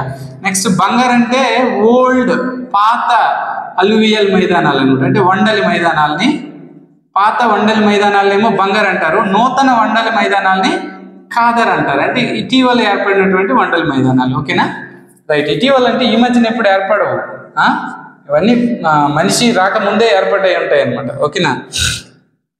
నెక్స్ట్ ఇంకా ద్వీపకల్ప పీఠభూమి గురించి ఏం తెలుసుకోవాలి మీరు? ద్వీపకల్ప పీఠభూమి, పెనిన్సులర్ ప్లాట్యూ అనేది 3 రకాలుగా ఉంటుంది. దక్కన్ పీఠభూమి ఒకటి, నెక్స్ట్ రెండోది సెంట్రల్ హైలాండ్స్ అంటారు, మూడోది ఏమో ఆ చివరికి నార్త్ ఈస్ట్ ప్లాట్యూ అంటారు. దక్కన్ పీఠభూమి అంటే తెలుసు కదా, సాధారణంగా పశ్చిమ కనుమల, తూర్పు కనుమల, పశ్చిమ కనుమల, తూర్పు కనుమల మధ్యన ఉన్నటువంటి, అలాగే ఉత్తరంగా మైకాల్, సాత్పురా, వింజ సాత్పురాలో సాత్పురా, మైకాల్, మహదేవ్ కొండలు సరిహద్దులుగా ఉంటుంది దక్కన్ పీఠభూమి. సెంట్రల్ హైలాండ్స్ లోనే చోటా నాగ్పూర్ పీఠభూమి ఒక భాగం అనమాట. అంటే అవతల ఆరావళి పర్వతాల నుంచి ఉంటుంది. ఇక నార్త్ ఈస్ట్ ప్లెయిన్స్ అంటే మేఘాలయ, కాశీ, గారో ఉన్నాయి కదా, కాశీ, గారో, జాంతియా తెగలు నివసించేటటువంటి ఆ ఏరియాలని, అక్కడ ఉన్న ప్లాట్యూని నార్త్ ఈస్టర్న్ ప్లాట్యూస్ అని అంటారు. ఇక రిమైనింగ్ పార్ట్స్ని ఇంకొక వీడియోలో మళ్ళీ కవర్ చేద్దాం. Thank you very much.